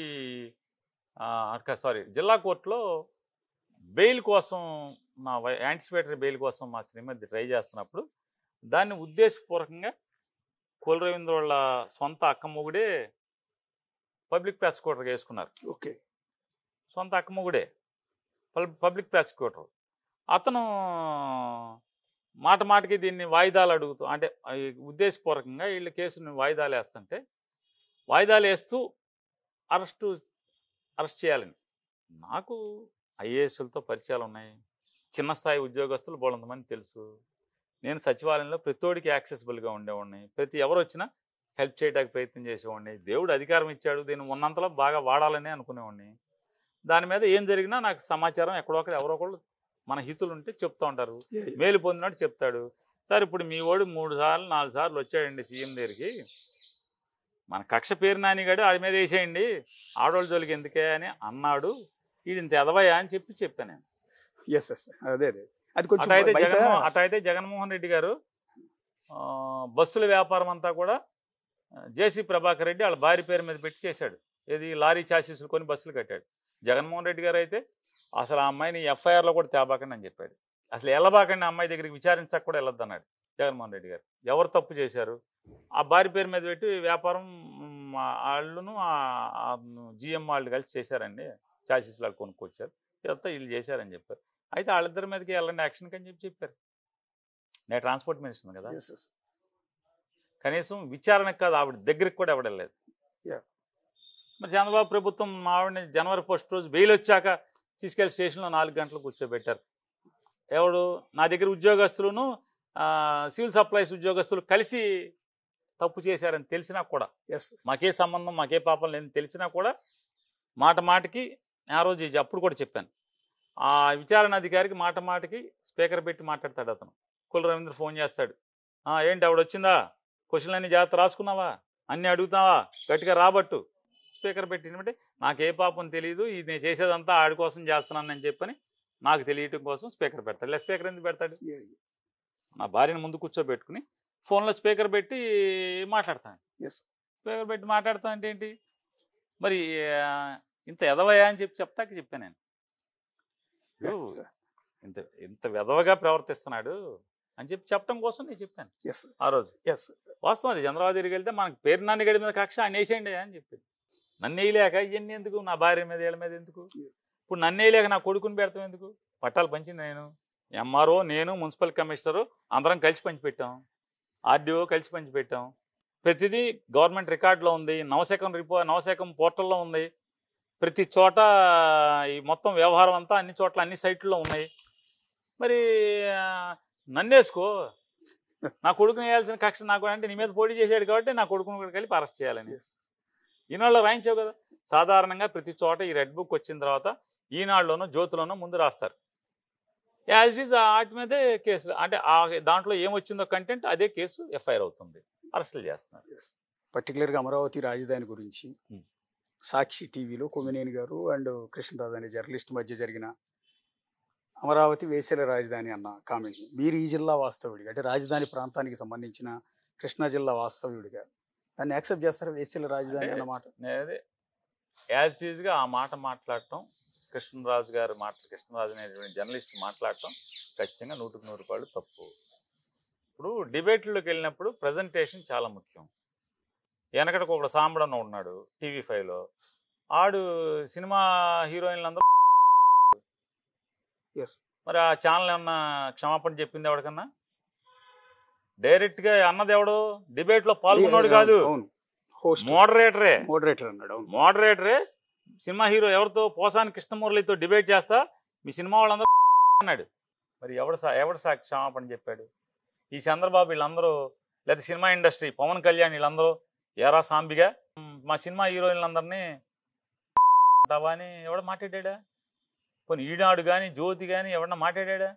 పోనీ తెల్లారి పొద్దున్నే క్షమాపణలు అని చెప్పాడా? చెప్పలేదు కదా. అట్లాగే కానీ ఇక్కడ కొమ్మినేని శ్రీనివాసు క్షమాపణ చెప్పాడు, సాక్షిలో రాశారు, తప్పు అతను మాట్లాడింది మేము చాలా చింతిస్తున్నాం, అది మాట్లాడకూడదని. దానికి సాక్షి యాజమాన్యానికి కొమ్మినేని శ్రీనివాస్కి ఏంటి సంబంధం? తప్పు కదా నేను అది. అంటే నువ్వు చేతనైతే కొమ్మినేని శ్రీనివాస్ మీద మీ కక్ష ఉంది. ఎప్పటి నుంచి? 2014 ముందు నుంచి మీ కక్ష ఉంది. 14లో మీ ప్రభుత్వం రాగానే ఎన్టీవీ చౌదరిని బెదిరించి కొమ్మినేని శ్రీనివాసుని ఉద్యోగంలోంచి తీయించారు కదా. అతను ఉద్యోగంలోంచి తీయించాక సాక్షిలో వచ్చి చేరాడు. అప్పటి నుంచి ఇతన్ని ఎట్టా పీకాలి, ఏం చేయాలి, అరెస్ట్ చేయాలి, కక్ష తీర్చుకుందాం అనుకుంటున్నారు. అన్నది ఒకడు, అరెస్ట్ ఇతని మీద ఏంటి? తప్పు కదా అది అన్నా. అంటే నేనేమంటానంటే ఓకే, అది సాక్షి అంటే వైఎస్ఆర్ కాంగ్రెస్ పార్టీకి అనుబంధమైన సాక్షి టీవీలో జరిగింది కాబట్టి ఇంత రాద్దాంతో మీరు అన్నట్టుగానే అవకాశాన్ని వినియోగించుకుని వాళ్ళని అరెస్ట్ చేశారు అని అనుకుందాం. దాన్ని డ్యామేజ్ కంట్రోల్ చేసుకోవాల్సిన మెకానిజం మీ పార్టీలో ఉండాలి కదా. ఒక కోర్ కమిటీ ఒక డ్యామేజ్ జరిగింది మనకి, సో అమరావతి ప్రజలందరూ వేసేలు అన్న మాట ఇప్పుడు కాదు కదా, ఒక 30-40 ఏళ్ల వరకు మర్చిపోరు దీన్ని. ఇది మనకి ప్రతి ఎన్నికల్లో కూడా ఇది టీడీపీ కాదు కదా సార్, టీడీపీ వేపన కింద వాడే అవకాశం. వినండి, తర్వాత చాలా మంది దాని మీద విశ్లేషణ చేశారు. ఏంటి అసలు ఏంటంటే, ఆ కృష్ణరాజు ఏదో వీడియోలు చేశాడు, నేను వినలేదు, నేను చూడలేదు. ఏమనంటే ఏదో ఈనాడులో కూడా దాన్ని వార్తని ప్రచురించారు. ఆంధ్రప్రదేశ్లో ప్రాస్టిట్యూషన్ అనేది చాలా వేగంగా పెరుగుతుంది. ఎక్కువగా విజయవాడ, గుంటూరు ప్రాంతాల్లో ఈ వృత్తిలోకి ఎక్కువ మంది దించబడుతున్నారు అని చెప్పని ఎక్కడో సర్వేలు కోట్ చేసినాయంట. ఆ కోట్ చేసిన సర్వేలను ఎత్తి ఈనాడు కూడా రాసింది. దాన్ని అతను చేసేప్పుడు ఏం చెప్పాలి అంటే, అతను చెప్పదలుచుకుంటే ఆంధ్రాలో ఇట్లా జరుగుతుంది, మరి వీళ్ళేమో 100 ప్రగల్భాలు పలికొచ్చారు, అందులో ప్రత్యేకించి అంతా విజయవాడ, గుంటూరులో చాలా తీవ్రంగా ఉందని చెప్తున్నారు అని చెప్పి అది చెప్పాలి తప్పితే, మా నాన్నగారు ఎమ్మెల్యేగాను మున్సిపల్ చైర్మన్ గాను ఉన్నట్టు గుర్తు, ఎమ్మెల్యేగా ఉన్నట్టున్నారు, ఆయన ఇక్కడ చేశాడు అంటే ఎప్పుడు చూడండి 1989-90 నుంచి నాకు గుర్తు విలేకరుగా ఉన్నట్టు నుంచి, మరి అంత అనుభవజ్ఞుడు, మరి తప్పు కదా అది మాట్లాడటం. అంటే నీళ్ళటువంటి భావాన్ని ప్రజెంట్ చేయడం అనేది చాలా తప్పుడుగా ప్రజెంట్ చేస్తే మరి ఇట్లాంటిది పాపాలు మూట కట్టుకోవాల్సి వస్తుంది. అంటే నేనేమంటానంటే, ఇక్కడ అన్న కృష్ణరాజు రేపు మాపు ఇప్పుడు ఇవాళ అరెస్ట్ చేశారు, రేపు మాపు బెయిల్ మీద బయటికి వెళ్ళిపోతాడు. లేకపోతే ఆ ప్రోగ్రామ్ కండక్ట్ చేసిన కొమ్మినేని శ్రీనివాసరావు వయసు కూడా అయిపోయింది సార్ కాబట్టి నేను ఆయన అవసరమైతే రిటైర్డ్ కూడా వెళ్ళిపోతాడు. కానీ ఈ వేసిలు అన్నమాట వైఎస్ఆర్ కాంగ్రెస్ పార్టీ అసలు మెడకి ఒక ఉచ్చులాగా చుక్కు కాదండి, కూడా. ఎందుకు చుట్టుకుంటే మీకు చుట్టాలంటే ఓ చుట్టేయచ్చు. ఆ. అట్లా అనుకుంటే ఆంధ్రజ్యోతిలోనో వెంకటకృష్ణ ఉండగానో లేకపోతే మూర్తి ఉండగానో ఎవరు ఉండగానో ఈ కొలికిపూడి శ్రీనివాసరావు అనేవాడు చెప్పుచ్చుకుని కొట్టాడు భారతీయ జనతా పార్టీ లీడర్ ఒకడిని, కొట్టుడు కొట్టాడు. ఈడేమన్నా ఖండించాడా మోడరేటరు? టీవీలో ఏమైనా క్షమాపణ చెప్పిందా? ఆ కొట్టినోడిని ఏమన్నా టీవీ ఛానల్కి మళ్ళీ రానివ్వకుండా ఎప్పుడు చేశారా? నెక్స్ట్ తెల్లారించే డిబేట్లో ఉన్నాడు, ఎమ్మెల్యే కూడా అయ్యాడు. ఎమ్మెల్యే టికెట్ ఇచ్చారు వీళ్ళు. అంటే భారతీయ జనతా పార్టీ కీలకమైన చెడిపోయిందండి ఇవన్నీ. సార్ ఖచ్చితంగా మేము నిష్కలంకమైనటువంటి మనసుతో చెప్తున్నాం. అది సాక్షికి కానీ మా పార్టీకి కానీ సంబంధం లేదు. కావాలని we are criminally targeted by Telugu Desam party, Janasena party, TV5, Eenadu, ABN వీళ్ళందరి సమూహం చేత వైఎస్ఆర్ కాంగ్రెస్ పార్టీ టార్గెట్ చేయబడింది, క్రిమినల్గా టార్గెట్ చేయబడింది తప్పితే వాస్తవంగా ఆ పాపానికి మాకు ఏ సంబంధం లేదు. ఆ తప్పుకి ఆ వాడినటువంటి దుర్మార్గమైన మాటకి మా పార్టీకి, జగన్మోహన్ రెడ్డి గారికి, భారతిరెడ్డి గారికి ఎవరికి సంబంధం లేదు. నేను అంటుంది కూడా అదే సార్. నేను ఏమంటానంటే కాలం నిర్ణయిస్తారు. నేను చెప్పేది ఇవాళ మీరు బురదేద్దాం అనుకుంటే, ఇట్లాగే తిరుపతి లడ్డూలు అది కలిసింది ఇది కలిసిందని చివరికి ఆ తిరుపతి లడ్డు కల్తీలోనే వీళ్ళు మునిగి తేలుతున్న పరిస్థితి. రేపైనా ఇవాళ ఈ రకమైనటువంటి విషం బురద మాకు పొయ్యాలనుకుంటే ఖచ్చితంగా ఈ పాపంలోనే మీరు ఇరుక్కుని తన్నుకు చావాల్సి వస్తుందని చెప్పి. అంటే ఇవాళ రేపు రాజకీయం చేయటానికి, ఎన్నికల్లో గెలవటానికి రాజకీయ పార్టీలు వచ్చిన ప్రతి అవకాశాన్ని వినియోగించుకుంటాయండి.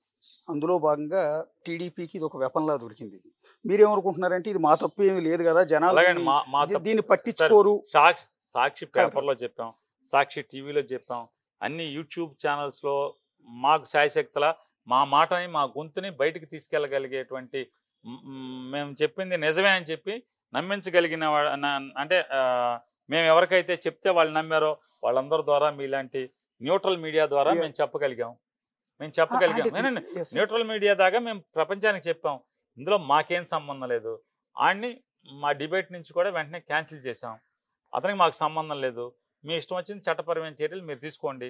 మేమైతే మా ఛానల్లో జరగడం అనేది మేము చింతిస్తున్నాం, క్షమాపణ కోరుకుంటున్నాం అని కూడా చెప్పడం, పేపర్లో వచ్చేయడం కూడా జరిగింది, సాక్షి పేపర్లో. ఇంకేం కావాలి అంటే మేము చెప్పాక కూడా మాకు నిజంగా మాకు సంబంధం లేదు, మోడరేటర్ అనలేదు. మోడరేటర్ అంటే మాదే బాధ్యత.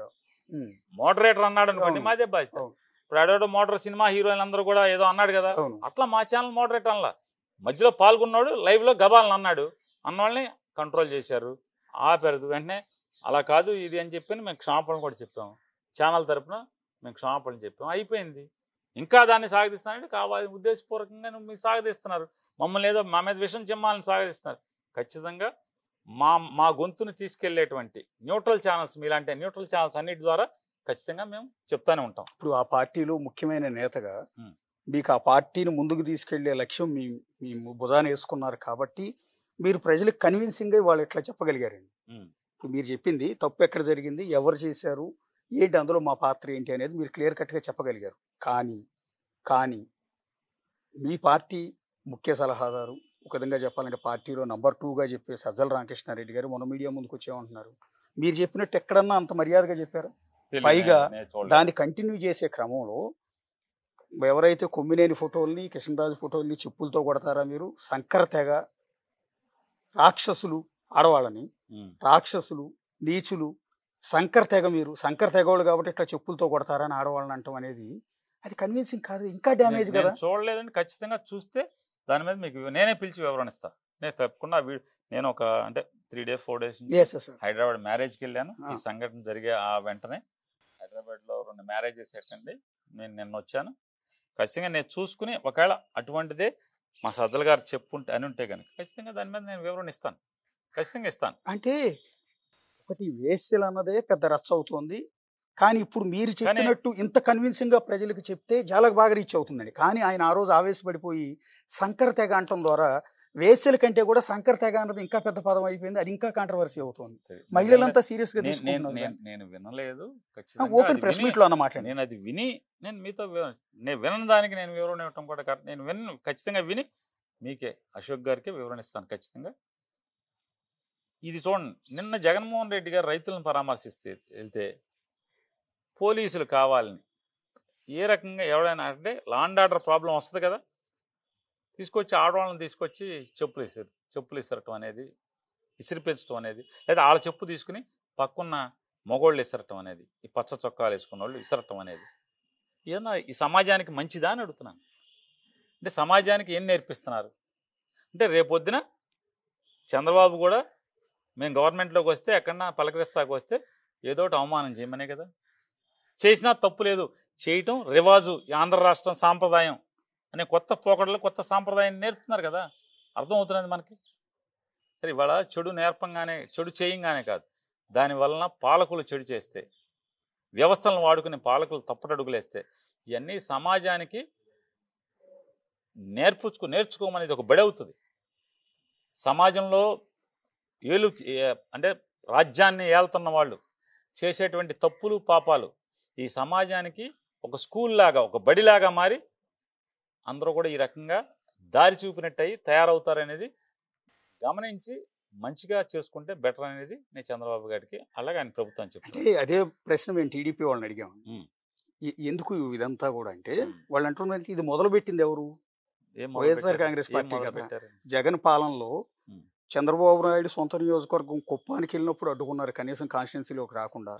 నారా లోకేష్ పాదయాత్ర చేస్తుంటే మైకులు లాక్కున్నారు, కూర్చున్న స్టూల్ లాక్కున్నారు, అడుగడుగున అడ్డంకులు సృష్టించి రాళ్ళు వేయించారు. ఇదంతా మొదలుపెట్టింది మీరు కదా. దాన్ని 14-19 అసలు చూడలే మీరు. అసలు రోజా అనే ఆవిడ సభేమో మహిళా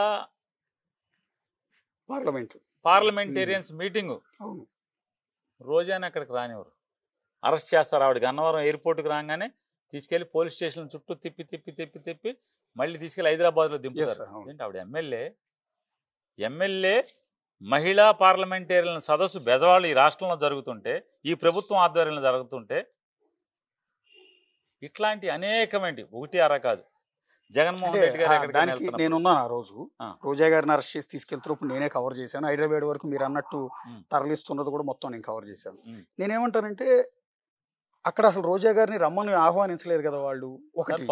రెండోది అంటే ఈవిడ ఉద్దేశపూర్వకంగా అక్కడికి వెళ్ళి ప్రోగ్రామ్ డిస్టర్బ్ చేస్తున్న ప్రతి మహిళా శాసనసభ్యురాలు, ప్రతి మహిళ ఆంధ్రప్రదేశ్ సంబంధించిన ప్రతి మహిళా పార్లమెంట్ సభ్యురాలు, రాజ్యసభ సభ్యురాలు, ఖచ్చితంగా లోక్సభ కానీ రాజ్యసభ కానీ లేదా అసెంబ్లీకి గెలిచిన ప్రతి మహిళ కూడా ఖచ్చితంగా ఇన్వైట్ చేసి తీరాలి. ఇన్వైట్ చేశారు 100%. కానీ అక్కడ ఈ ఆంధ్ర రాష్ట్రం హోస్ట్ అండి. భారతదేశంలో ఉన్నటువంటి ఎమ్మెల్యేలని ఎంపీలని ఆడవాళ్ళందరినీ ఇక్కడికి పిలుస్తావు, ఈ రాష్ట్రంలో అమ్మాయిని పిలవలేదంటే ఏంటి దాని అర్థం ఏంటి? ఇంత బరి తెగించి నీ అమ్మాయిని పిలవలేదు అంటున్నారు ఏంటి? ఆవిడని పిలవపోతుంది. మీకులాగే జనం ఓటేస్తే గెలిచిన ఆడ మనిషి కదా, అందులో మహిళా పార్లమెంటేరియన్కి సదస్సు అది. ఇట్లాంటి ఒకటి కాదు, లెక్కకి మిక్కిలి చేసి ఇదో చెప్తున్నాండి. పాలకుళ్ళు గనక చెడు నడత అలవాటు చేసి చూపిస్తే అది ఒక సాంప్రదాయం కింద, చెడు సాంప్రదాయం కింద మారేటువంటి పరిస్థితులు మనకు కనపడుతున్నాయి. కాబట్టి ఇటువంటిని తగ్గిస్తే సమాజానికి మంచిది, రెండు పార్టీలకి మంచిది. అధికారం ఇప్పుడు ఒరిస్సాలో నవీన్ పట్నాయక్ 30 ఏళ్ళు సీఎంగా చేసిన తర్వాత ఓడిపోతే మొన్నటి ఎన్నికల్లో ఆయన బీజేపీ తరఫున గెలిచిన సీఎం ప్రమాణ స్వీకారానికి ఆయన అటెండ్ అయితే కొత్తగా ప్రమాణ స్వీకారం చేసిన సీఎం ఆయన కాళ్ళు మొక్కాడు. ప్రధాని మోడీ అండ్ అమిత్ షా లాంటి వాళ్ళు ఆయనతో మాట్లాడారు. అంత హుందాగా ఉన్నాయి రాజకీయాలు. కానీ ఎందుకు మన దగ్గర ఇంతలా? ఇప్పుడు గతంలో మీరు ప్రభుత్వంలో ఉన్నప్పుడు సంథింగ్ ఇవాళలాగాని ఇవాళ అమరావతి మహిళలు వేసేలు అన్నట్టుగానే ఆ రోజు పట్టాభి అనే వ్యక్తి సీఎం గారిని ఉద్దేశించి బోషడికే అన్నాడు. సో అతను మీరు ఇమీడియట్ గా అరెస్ట్ చేయండి, తప్పేం లేదు. తెలుగుదేశం పార్టీ ఆఫీసుల మీద 100 మందిని పంపి దాడులు చేయటం ఇదంతా మీకు ఇబ్బంది కలిగించలేదు? వెళ్ళటం తప్పు, పంపారనే మాట కూడా తప్పు. ఓకే, వెళ్ళిన వాళ్ళు వెళ్తాం తప్పు, పంపారనే మాట ఎవరన్నా అంటే కూడా తప్పు అంటున్నది. ఇదంతా మీకు మైనస్ అవ్వలేదా అంటున్నా? మీకు మొన్నటి ఎన్నికల్లో ఈ పార్టీ ఆఫీసులు తగలబెట్టడాలు కావచ్చు, ఏమేమైతే ప్రజలకు మైనస్ అనిపించినాయో మైనస్ అని పెట్టి ఇంత మంచి చేసి జగన్మోహన్ రెడ్డి గారు ఈ సమాజానికి ఇంతమంది కొన్ని కోట్ల మందికి ఎంత మంచి చేసినా ఎందుకు అధికారానికి రాలేకపోయామంటే కొన్ని జరిగినటువంటి తప్పుల్ని దాన్ని పెద్ద ఎత్తున భూతద్దం అంటే మామూలు భూతద్దం కాదు, భయంకరమైన భూతద్దంలో నిత్యం విషం ఎక్కిచ్చి ఎక్కిచ్చి ఎక్కిచ్చి చేసిన మంచి కంటే కూడా తక్కువగా జరిగినటువంటి అతి అనేటువంటి దాన్ని విషప్రచారం చేసి ఇవాళ ప్రజల మనసులోకి చెడుని ఎక్కించుకెళ్ళటంలో సఫలీకృతమైనవి కాబట్టి మేము అపోజిషన్లో ఉన్నాం.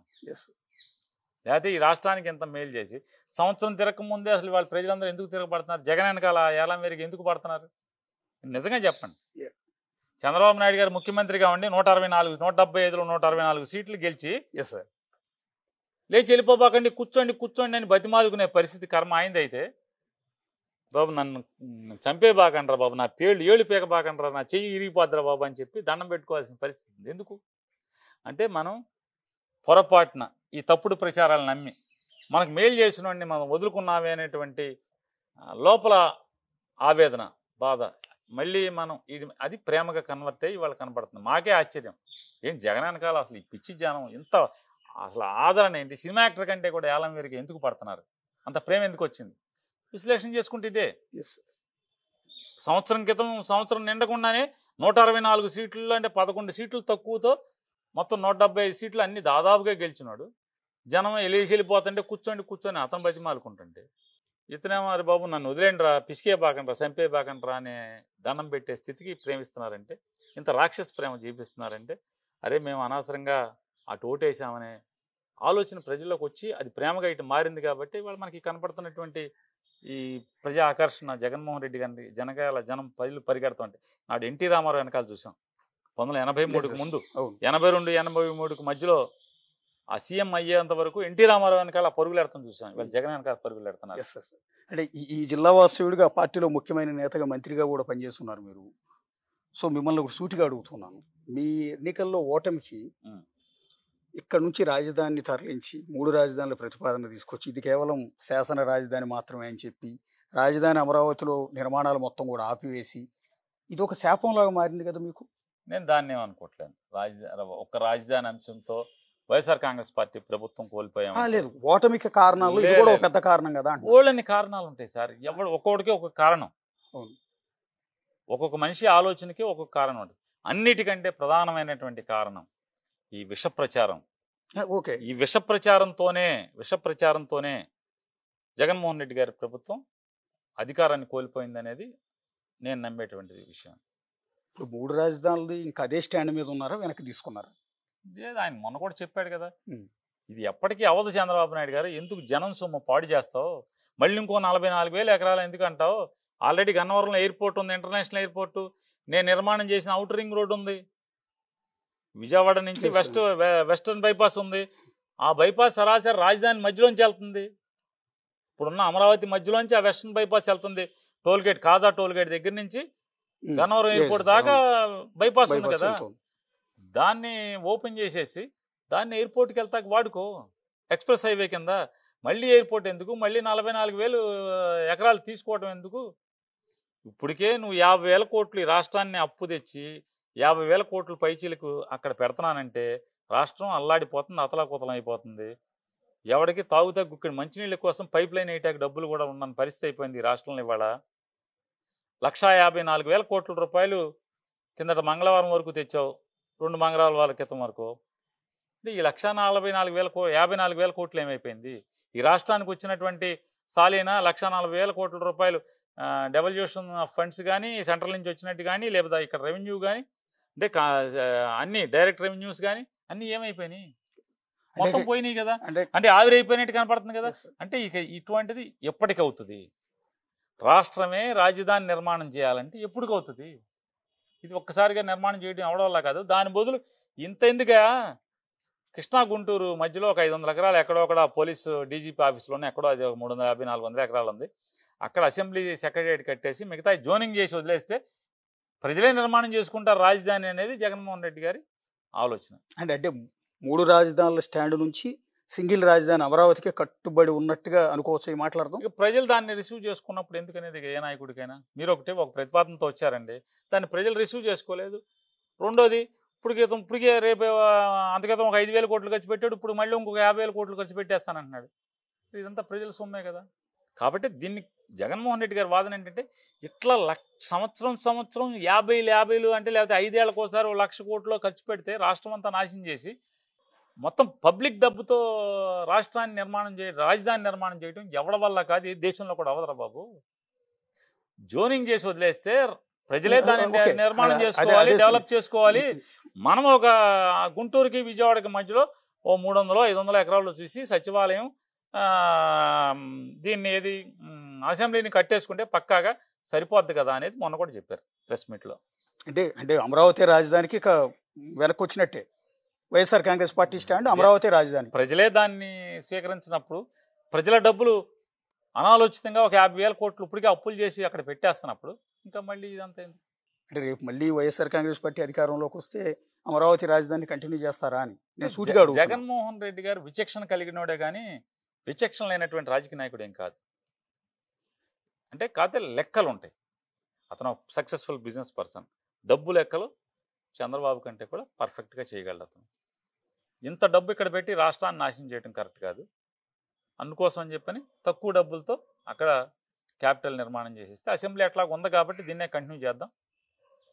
అక్కడ వాళ్ళు ఎక్కడా కూడా డిస్సాటిస్ఫాక్షన్ ఫీల్ అవ్వకుండా, లేదా ఎమోషనల్ డిస్కనెక్ట్ అవ్వకుండా, ఈ రాష్ట్రానికి మాకేం సంబంధం లేదు, మా ఊరికి ఏముంది అంత దూరం వెళ్ళాలి మేమన్నది లేకుండా అక్కడ హైకోర్టు మొత్తం అక్కడ పెడదాం, అందరికీ సమపాళ్ళలో ఉంటుంది అనేటువంటి ఆలోచన చేశాడు. సమపాళ్ళలో అభివృద్ధి అనేది సమపాళ్ళలో ఉంటుంది, అన్ని చోట్ల సమపాళ్ళలో గుర్తించామనేది ఉంటుంది అనేది ఒక కాన్సెప్ట్ వెళ్ళాడు. ఆ కాన్సెప్ట్ వర్కౌట్ అవ్వలేదు.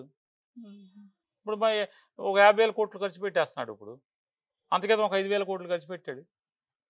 కానీ ఇది ఎప్పటికీ 4 లక్షల కోట్లు అవుద్దా, 5 లక్షల కోట్లు అవుద్దా, వడ్డీతో ఎంత అవుద్దో కూడా తెలియని పరిస్థితి. అంటే 3 రాజధానుల ప్రతిపాదన అనేది వైఎస్ఆర్ కాంగ్రెస్ పార్టీకి వికటించింది, ఎదురు తిరిగింది అనేది. ఎదురు తిరిగిందా లేదా కాదండి, ప్రజలు దాన్ని అర్థం చేసుకోకుండా విషం చిమ్మయి పేపర్లు టీవీలు అనేది నేను నమ్ముతున్నాను. సరే, ప్రజలు ఆ విషం చిమ్మిన దాన్ని, ఆ విషాన్ని ఎక్కించుకున్నారు తలకి. ఇప్పుడు దిగినాక అయ్యో జగన్ చెప్పింది కరెక్ట్ అన్నా కూడా ఈలోపు జరిగే నష్టం జరిగిపోతుంది కదా. ఇంకా ఇంకా ఇంకా అప్పులు అప్పులు అప్పులు రాష్ట్రం మొత్తం అక్కడే ఖర్చు పెట్టేస్తాం. ఇవాళ చంద్రబాబు నాయుడు గారు చెప్తున్నాడు, మరి 1,54,000 కోట్లు 1,54,000 కోట్లు ఏమైంది, ఈ 1,40,000 కోట్లు డైరెక్ట్ రెవెన్యూస్ ఏమైనాయి, ఈ మొత్తం ఏం చేస్తున్నారు?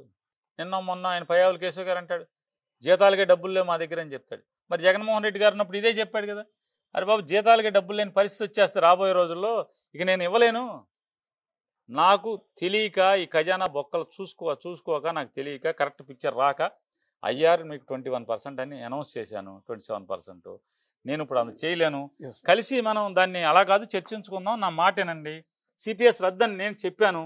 కానీ ఇవాళ పరిస్థితి చూస్తే ఆర్థిక పరిస్థితి ఏమైపోద్దో, రాష్ట్రం ఏమైపోతుందో, కాబట్టి సిపిఎస్ కాదు జీపీఎస్. మీకు కావాల్సింది ఏంటి? ఏ ఎంప్లాయీకైనా రిటైర్ అయిపోయిన తర్వాత రిటైర్ అయ్యే రోజు ఉన్నటువంటి నీ బేసిక్లో 50% కావాలి. అది నేను గ్యారంటీ పెన్షన్ స్కీమ్ అన్నాడు. నువ్వు రిటైర్ అయ్యే రోజుకి నీ జీతం ఎంత అయితే అంత, అందులో బేసిక్ శాలరీ ఎంత అయితే అంత, దానిలో 50% బాధ్యత నాది అని చెప్పాడు. కాంట్రిబ్యూషన్ కట్టండి అని చెప్పాడు. మేము కాంట్రిబ్యూషన్ కట్టం, మాకు పాత పెన్షన్ స్కీమే కావాలన్నారు. ఇట్లా ఇస్తే రాష్ట్రం భవిష్యత్తులో దారుణం.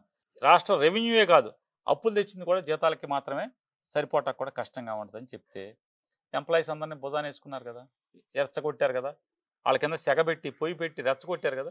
మరి వాళ్ళే ఉద్యోగస్తులకి 4 డిఏలు పెండింగు, ఇంతవరకు పిఆర్సీ వేయలేదు. ఎందుకు వేయలే మరి? అప్పుడు మామూలుగా ముసలిగా నీరు కార్చారు కదా, ఎందుకు వేయరు పిఆర్సీ లేదు, ఐఆర్ లేదు, ఏదో అది ఇది ఓడబొడుస్తా అన్నారు, ఓడబొడిచింది లేదు. సిపిఎస్ అన్నారు, సిపిఎస్ ఏది లేదు కదా. జీపీఎస్ఏ బెటర్ కదా. 100% బేసిక్ శాలరీలో 50% గ్యారంటీడ్ పెన్షన్ స్కీమ్ అన్నాడు. ఇదే జగన్ గారు చెప్తే వాళ్ళు అన్నారు జీతాలు ఇస్తాక డబ్బులు లేవన్నారు. మరి ఆ రోజు ఎందుకు చెప్పారు? మేము ఉద్ధరిస్తాం జీతగాళ్ళని, మీరు ఉద్యోగస్తులందరినీ నెత్తి మీద పెట్టుకుంటాం, అది చేస్తాం ఇది చేస్తాం, మొత్తం మీకు నెల జాబ్ క్యాలెండర్ ఇస్తా ఉన్నారు. ఏది మరి వాళ్ళేం బేదరుపులు ఎందుకు? ఖజానాలో డబ్బులు లేవు. మరి అప్పు ఏమో 1,50,000 కోట్లు తెచ్చారు, 1,40,000 కోట్లు రాబడి వచ్చింది, ఆవిరైపోయింది. ఏం చేశారు?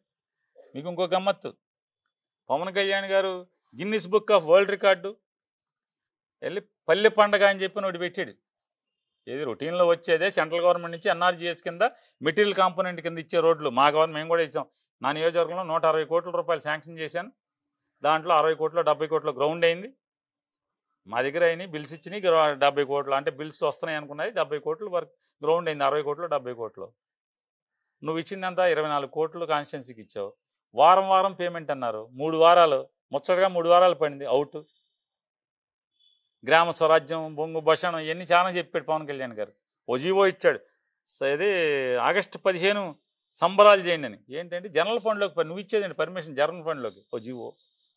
ఇంతవరకు సంవత్సర కాలంగా 15th ఫైనాన్స్ 2 కిస్తీలు పడింది. 2 క్వార్టర్లు ఆవిరి. ఒక పంచాయతీకి సబ్మిట్ చేయాల, రెమిట్ చేయాల.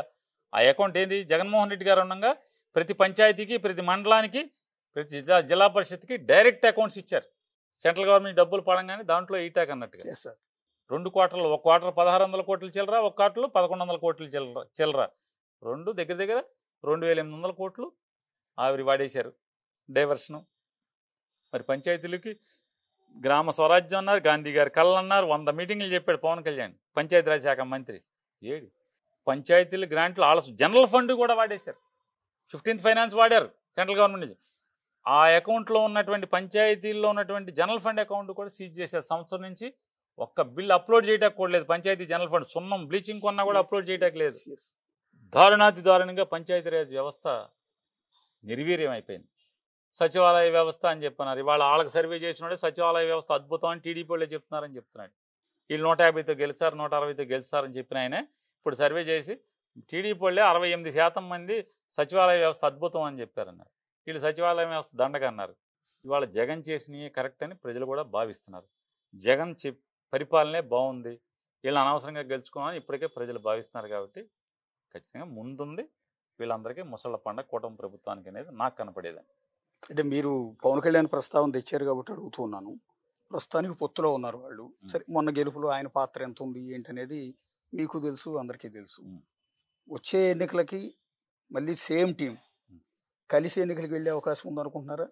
ఒక సీనియర్ నాయకుడిగా మిమ్మల్ని అడుగుతున్నాను. లేదా పవన్ కళ్యాణ్ ఆయన స్వతంత్రంగా ఎదగాలని, ఆయన సొంతంగా సీఎం కావాలన్న ఆలోచన ఉంటుంది. ఆటోమేటిక్గా ఆ సామాజిక వర్గంలో కూడా పవన్ కళ్యాణ్ లాంటి వ్యక్తి సీఎం కావాలని కోరుకుంటారు. కాబట్టి ఆ పొత్తు నుంచి బయటకు వచ్చే అవకాశం ఉంటుందా? కలిసి ఎన్నికలకు వెళ్తారనుకుంటున్నారు మీరు? సార్, ఎన్నికల ముందేమో మన కులానికి కూడా సీఎం కావాలి, ఇక చంద్రబాబు కులం జగన్ కులమేనా, మన కులానికి వద్దా, మీకు కులభావం లేదు, మీరందరూ నా వెనకాల ఉండండి, మన కులానికి రాజ్యం తెస్తానని ఆయనే రెచ్చగొట్టాడు కులాన్ని. దాన్ని ఈసారికి ఇతనికి ఏంటి అన్నాడు. అయిన తర్వాత ఇప్పుడు 15 ఏళ్ళు అతనికే వేద్దాం మనందరం కలిసి అని మాట్లాడుతున్నాడు. సరే, అతని తత్వం ఏంటి, అతని బలహీనతలు ఏంటి, అతని అవసరాలు ఏంటి మన పక్కన పెడితే నాకున్న నమ్మకం ఖచ్చితంగా రాబోయే 4 ఏళ్ల తర్వాత కూడా చంద్రబాబు బీజేపీ ఏమన్నా విడిపోతాకేమన్నా విడిపోతే విడిపోవచ్చేమో కానీ పవన్ కళ్యాణ్ చంద్రబాబు నాయుడు గారు కలిసే ఉంటాడు. కలిసి ఉన్నా కూడా ప్రజల ఆగ్రహం ముందు ఎన్టీ రామారావు గారు ఇందిరాగాంధీ గారి ప్రభుత్వాలే తట్టుకుని నిలబడలేదు. జగన్మోహన్ రెడ్డి గారు లాంటి, అంటే ఆయన ప్రభుత్వంలో లోకల్ బాడీ ఎలక్షన్లు జరిగితే పోటీ పెట్టా కూడా ధైర్యం చాలక పారిపోయినటువంటి రాజకీయ పార్టీలే గెలిచి వచ్చినాయి. అంటే ప్రజల ఆగ్రహం మొదలైతే ప్రజాగ్రహానికి ఆ అలల తాకిడికి తట్టుకోవటం ఏ కూటమికి, ఎన్ని బంధాలకి, ఎన్ని చట్టాపట్టాలు వేసుకొచ్చినా కూడా ఆపటం, నిలువరించటం ఎవడి వల్ల కాదనేది నా బలమైన నమ్మకం.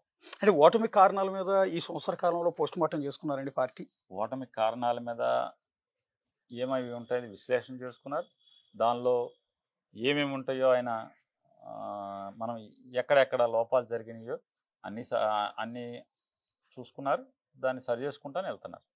అంటే తప్పులు కూడా క్యాలిక్యులేట్ చేసుకున్నారా? ఈ తప్పులు చేసుకోకపోతే బాగుండేది అని. తప్పులు అంటే అది తప్పు అని చేసేప్పుడు తెలియదండి. ప్రజలు తప్పుగా అర్థం చేసుకున్నప్పుడు దాన్ని భావన, ప్రజలు ఇది మనని అర్థం చేసుకోలేదు అనిపించినప్పుడు, అరే ప్రజలు అర్థం చేసుకోలేని పరిస్థితుల్లో మనం నిర్ణయం తీసుకున్నాలే, అది ఒకసారి పునరాలోచన లేదా ప్రజల అభిప్రాయాన్ని ఒకసారి తీసుకున్నా బాగుండేదని ఏ పాలకుడైనా అనుకుంటాడు, ఎంత అనుభవకున్నాడు. దానిలో భాగంగా అట్లాంటివి ఏమన్నా ప్రజలకి అంటే మనం మంచి అనుకున్నది వాళ్ళు పొరపాటున అర్థం చేసుకున్నది, లేదా ప్రచారం పొరపాటుగా జరిగినది, దాన్ని ఎలా తీసుకెళ్తే బాగుండేది, ఒక పని. ఇప్పుడు ల్యాండ్ టైటిలింగ్ యాక్ట్ ఉంది. ఇవాళ చంద్రబాబు నాయుడు అంత విషం చిమ్మినోడు ఇవాళ అదే చట్టాన్ని కొనసాగిస్తున్నాడు. పేరుకి చట్టాన్ని తీసేశాడు కానీ అదే పని కొనసాగిస్తున్నాడు. ఈరోజు జగన్మోహన్ రెడ్డి గారు ఏదైతే డ్రోన్ సిస్టంతో సర్వే చేయటం, ఎల్పిఎం ల్యాండ్ పోర్షన్ మేనేజ్మెంట్తో ఎల్పిఎంతో పెట్టి అంటే ఇదివరకు రాళ్లు పాతుకుంటేనే సరిహద్దులు, ఎక్కడో టేప్ వేసుకుని కండశెక్క ఉంటే అక్కడి నుంచి కొలుచుకుంటా వస్తే సర్వే వస్తుంది. కానీ వాళ్ళు అలా కాదు, జీపీఎస్ని ఆధారం టెక్నాలజీ పెరిగిపోయింది. జీపీఎస్ ఆధారంగా మీ ఇంటి సరిహద్దులకి, మీ భూమి సరిహద్దులకి లాంగిట్యూడ్ లాటిట్యూడ్ కొలిచేస్తున్నారు, ఫిక్స్ చేస్తున్నారు. ఇక రాళ్ళు పీకినా ఏం పీకినా అది మారదు. ఎవడు ఆక్రమించుకున్నా కూడా మీ ఆస్తిని మార్చలేరు. జగన్మోహన్ రెడ్డి గారు అదే తీసుకున్నాడు. అది తప్పు అన్నారు, ఇవాళ అదే కొనసాగిస్తున్నారు. మరి జగన్మోహన్ రెడ్డి గారు తప్పు అన్నప్పుడు ఈ చంద్రబాబు నాయుడు కూటమి ప్రభుత్వం కొనసాగించకూడదు కదా. మరి ఎందుకు కొనసాగిస్తుంది అంటే మా ప్రభుత్వం దాన్ని ఇంప్లిమెంట్ చేసేప్పుడు ప్రజలకు అవగాహన కలిగించి చేస్తుంటే బాగుండేదమ్మా. మంచి నిర్ణయం చేసాం, అద్భుతమైన నిర్ణయం. ప్రపంచంలో అత్యంత శ్రేయస్కరమైన అత్యంత పటిష్టమైనటువంటి సర్వే వ్యవస్థ జగన్మోహన్ రెడ్డి గారు మనం చేపట్టింది. లాంగిట్యూడ్ లాటిట్యూడ్ జీపీఎస్ని ఎవరు మార్చలేరు కదా, జీపీఎస్ ద్వారా ఫిక్స్ చేస్తున్నాడు. డిస్ప్యూట్స్ అంటే జనాలకు అట్లా ప్రొజెక్ట్ కాలేదు కదా ల్యాండ్ టైటిలింగ్ యాక్ట్, మీరు చేసిన సర్వేలు ఎట్లా ప్రొజెక్ట్ అయినాయి అంటే ఏదో జగన్ గారు వాళ్ళ భూములన్నీ కూడా కొలతలు గులిచి పట్టాల మీద. వాస్తవం ఏంటి? వాస్తవం కాదు, విష ప్రచారం. అంటే పట్టాల మీద నా పొలం సార్, నా పొలం నా భూమి పట్టా మీద నా పాసు పుస్తకం మీద మీ ఫోటో ఎట్లా వేస్తారు సీఎంది? సార్ అట్లా అనుకుంటే మీకు క్యాస్ట్ సర్టిఫికెట్ల మీద చంద్రబాబు ఫోటో వచ్చేది, మీ కుల సర్టిఫికెట్ మీద, మీ ఆదాయం సర్టిఫికెట్ మీద చంద్రబాబు ఫోటో వచ్చేది. ఇదేంటి ఆదాయం సర్టిఫికెట్ నాదేంటి, మా నాన్న సంపాదన ఏంటి, దానికి సర్టిఫికెట్ చంద్రబాబు అన్న మా నాన్న జీతం ఇస్తున్నాడా అని అవును ఎప్పుడన్నా ఎవరన్నా మాట్లాడారా? ఏమన్నా ఎక్కించగలిగారా? ఎవరన్నా చెడు చెప్పారా? మా కులం ఏంటి, మా కులం ఇది, మా కుల సర్టిఫికెట్ ఎంఆర్ఓ చేసేప్పుడు ఈయనవాడు ఇంకో కులపోడు వచ్చి మా సర్టిఫికెట్ మీద ఇంకో కులపోడి ఫోటో ఏంటి అని ఎవరన్నా కులం భావించారా? ఆ చెడు కూడా ఎవరు చెప్పలా, తప్పుడు ఆలోచన ఎవరు చేయలా. వీళ్ళకి వచ్చింది ఆ తప్పుడు ఆలోచన. పాలకుడిగా నేను ఒక మంచి సిస్టాన్ని తీసుకొచ్చాను, అంటే అద్భుతమైన పటిష్టమైన. మీరు అది చెప్పుకోవటంలో కూడా ఫెయిల్ అయ్యారేమో. నేను అదే చెప్తున్నా. ఎక్కడ మంచి నిర్ణయం తీసుకుని మంచి ఆలోచన చేసి కూడా ఎందుకు ప్రజల్లో మంచిగా మనం భావించేలాగా ఎందుకు చేయలేకపోయాము, ఇట్లాంటి ఉన్నప్పుడు ఆయన సరి చేసుకుంటున్నాం. ఒక ఆంధ్రప్రదేశ్ ఓటర్గా నేను కూడా మీ జిల్లా వాస్తవుడిగా నాకు అనిపించింది ఒకటి చెప్తాను సార్, జర్నలిస్ట్గా కాదు, ఇష్టం వచ్చినట్లు దూషించటం యాజ్ ఎ ఓటర్గా చెప్తున్నా, అది మీకు శాపం అయింది అని అంటున్నాను. నేను ఏమంటానంటే మొన్నటి ఎన్నికల్లో భువనేశ్వర్ గారిని ఉద్దేశించి ఇష్టం వచ్చినట్టు వల్లభనేని వంశీ గారు అలా మాట్లాడటం ఎంత దారుణమైన మాట కదా, ఎవరు యాక్సెప్ట్ చేయరు కదా. అండ్ దెన్ రెండోది పవన్ కళ్యాణ్, అదే వంశీ మోహనం నాది పొరపాటే, అక్కయ్యని అట్లా మాట్లాడటం పొరపాటే. ఆ అక్కయ్య కొడుకు సుమారుగా ఒక 100 యూట్యూబ్ ఛానల్స్తో అతని ఆస్తిలోనే పెట్టించి నా పిల్లల్ని నా భార్యని తిడతంటే తట్టుకోలేక మాట్లాడాను, అయినా కూడా నా మాటలు వెనక్కి తీసుకుంటున్నాను, నన్ను క్షమించి అక్క అని చెప్పి మాట్లాడాడు. అది ఎవరికి అక్కర్లేదు. అంటే ఏమాత్రం ఇప్పుడు జగన్మోహన్ రెడ్డి గారు ఏమన్నా అనిపించాడా? జగన్మోహన్ రెడ్డి గారు పక్కన కూర్చుండగా అసెంబ్లీలో వంశీ మాట్లాడా? జగన్మోహన్ రెడ్డి గారు బహిరంగ సభలో కూర్చుంటే వంశీ అన్న ఆ డయాస్ మీద నుంచి అన్నవరం వెళ్తే మాట్లాడా? అతను ఒక ప్రైవేట్ యూట్యూబ్ ఛానల్కి ఇచ్చిన ఇంటర్వ్యూలో అది మాట్లాడాడు. అది జగన్మోహన్ రెడ్డి గారు చూడాలని రూల్ లేదు కదా, ఆ జగన్మోహన్ రెడ్డి గారు ఏం చూడలేదు కదా. అంటే మీకు ఇక్కడ లాజిక్ చెప్తాను, మీరు కూడా ఆ రోజు అసెంబ్లీలో ఉన్నాను. నేను జర్నలిస్ట్గా అడగట్లే, ఇక్కడ పబ్లిక్గానే అడుగుతున్నా. ఆ రోజు చంద్రబాబు గారు అసెంబ్లీ నుంచి నమస్కారం పెట్టి వెళ్ళిపోయిన రోజు నేను 45 ఏళ్ల నుంచి పరువు కోసం బతుకుతున్నాను, నా పరువు తీశారు వాళ్ళు, నా భార్యను ఉద్దేశించి దారుణంగా మాట్లాడారు. ఆ రోజు అంబటి రాంబాబు అసెంబ్లీలో అంబటి రాంబాబు ఆ రోజు అసెంబ్లీలో ఏమన్నారు, మాధవ్ రెడ్డి గురించి కూడా మాట్లాడారు అన్నమాట. తర్వాత లోకేష్ ఎవరికి పుట్టారు అన్నమాట అసెంబ్లీలో ఎమ్మెల్యేలు అన్నది అన్ని రికార్డెడే కదా. లోకేష్ ఎవరికి పుట్టారని పొరపాటున రికార్డెడ్ ఉన్నాయి కదా. అనలేదు మీరు, రికార్డ్ ఓపెనే, నేను అన్నాను అది అనలేదు. రెండోది మీరు ఇంతగా మాట్లాడుతున్నారు కదా, సీమరాజు అనే ఒక ఎదవ వినండి, అసలు నా భార్యకి ఏం సంబంధం? నా భార్య గురించి అసభ్యంగా అసహ్యంగా ఒక తోటి ఆడమనిషి గురించి మాట్లాడినంత అసహ్యంగా మాట్లాడాడు. అటువంటి ఆడితో నువ్వు అంటే బాగా మాట్లాడావా అని చెప్పి చంద్రబాబు ఇట్ట ఫోటో దిగాడు, ఈ మధ్య సీఎం అయ్యాక దిగాడు. దాని అర్థం ఏంటి? అంటే మీ భార్యనంటేనేమో అనకూడదు ఎవరు, కానీ ఊరందరి భార్యని నువ్వు అనిపిస్తావు. వంశీని ఎప్పుడు కూడా జగన్మోహన్ రెడ్డి గారు బాగా మాట్లాడే వంశీ భలే మాట్లాడేవని అనలా. తెలియదు ఆయనకి. అసెంబ్లీలో ఆయన అడిగాడు, ఏంటి అసలు ఈ గొడవ ఏంటి, రచ్చ ఏంటి, ఇదంతా ఏం జరుగుతుందని ఆయన అడిగాడు. అసలు ఏంటిదంతా అంటే అప్పుడు ఇదంతా జరిగిందని చెప్పారు. కానీ అది మీకు డ్యామేజ్ అవ్వలేదు ఎన్నికల్లో? ఎవరండి ఆ మాట మీ పార్టీకి డ్యామేజ్ అయిందా? జరిగిందా లేదా ప్రజలు చెప్పాలి. జరిగిందా లేదా ప్రజలు చెప్పాలన్నా. అంటే వంశీ అన్న మాటని అదే ఒక ప్రైవేట్ యూట్యూబ్ ఛానల్లో మాట్లాడిన దాన్ని వైఎస్ఆర్ కాంగ్రెస్ పార్టీకి జగన్మోహన్ రెడ్డికి ఆపాదించి తప్పుడు విష ప్రచారం చేశారనేది మేము చెప్పే మాట. అది జగన్మోహన్ రెడ్డి గారి ఆలోచన కాదు, జగన్మోహన్ రెడ్డి గారి సంస్కారం కాదు అట్లా మాట్లాడించటం. వంశీ వెంటనే దాన్ని నాది తప్పు అక్క, ఇట్లాగే చెప్పాడు, అక్క నాది తప్పు నిన్నంటాం, కాకపోతే నీ కొడుకు నా కూతుర్ని భార్యని తన సొంత యూట్యూబ్ ఛానల్ ద్వారా పోషించే యూట్యూబ్ ఛానల్ ద్వారా వాళ్ళని తిట్టించాడనేది తప్పుతో మాట్లాడాను, అయినా అది పొరపాటే, వెనక్కి తీసుకుంటున్నాను, నన్ను మన్నించమని మాట్లాడాడు. మన్నింపు కన్నా పెద్ద శిక్ష ఏముంటుంది అన్న? నన్ను మన్నించండి, నేను పశ్చాత్తాపడతాను. పశ్చాత్తాపానికి మించి ఇంకేమైనా ఉంటుందా? భారతిరెడ్డి గారి గురించి మొన్న ఒక టీడీపీ కార్యకర్త కిరణ్ అనేవాడు చాలా దారుణంగా మాట్లాడారు. ఏం చేశారు? దాన్ని మాట్లాడి ఏం చేశారు? ఇమీడియట్ గా గంటల్లో అతను హైదరాబాద్ నుంచి ఈడ్చుకొచ్చి లోపల పడేశారు. ఏం ఈడ్చుకొచ్చారు? ఎవరు చెప్పారు? ఈడ్స్ కోసం సమాజం కోసం ఆయన్ని రమ్మని, ఆయన కారేసుకు రమ్మని, ఇవన్నీ డ్రామాలు సార్. ఆయన కారేసుకు రమ్మని నేను చెప్తున్నా. ఇప్పుడు సీమరాజ్య గారిని ఏం లాక్కొచ్చావు? నేను మీడియాలో 2-3 సార్లు మాట్లాడా. ఇట్లా మా ఇంట్లో ఈ కిరణ్ గాడు నా వైఫ్ గురించి కూడా మాట్లాడాడు, నా భార్య గురించి మాట్లాడాడు. నేను చెప్పాను మీడియాలో, ఎప్పుడు లాక్కొచ్చావు? వాడిని లాక్కు రాలేదే.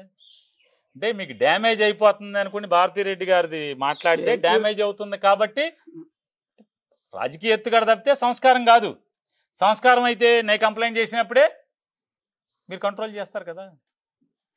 చంద్రబాబుది సంస్కారమే, నిజమైన సంస్కారమే, నటన కాదు, రాజకీయ ఎత్తుగడ కాదు, అతను చాలా బాగా స్పందించాడనేది నిజమైతే, మీరు చెప్పేది కిరణ్ గారిని అరెస్ట్ చేయడంలో అది నిజాయితీతో కూడిన అరెస్ట్ అని మీరు నమ్మేదైతే, నేను కంప్లైంట్ చేశాను, నేను మీడియాలో మాట్లాడాను, వీడియోలు చూపించాను. సీమరాజయ్య గారు ఆ కిరణ్ గారు నా భార్య గురించి అంత అసభ్యంగా మాట్లాడారు అని నేను ఇద్దరి గురించి చెప్పాను.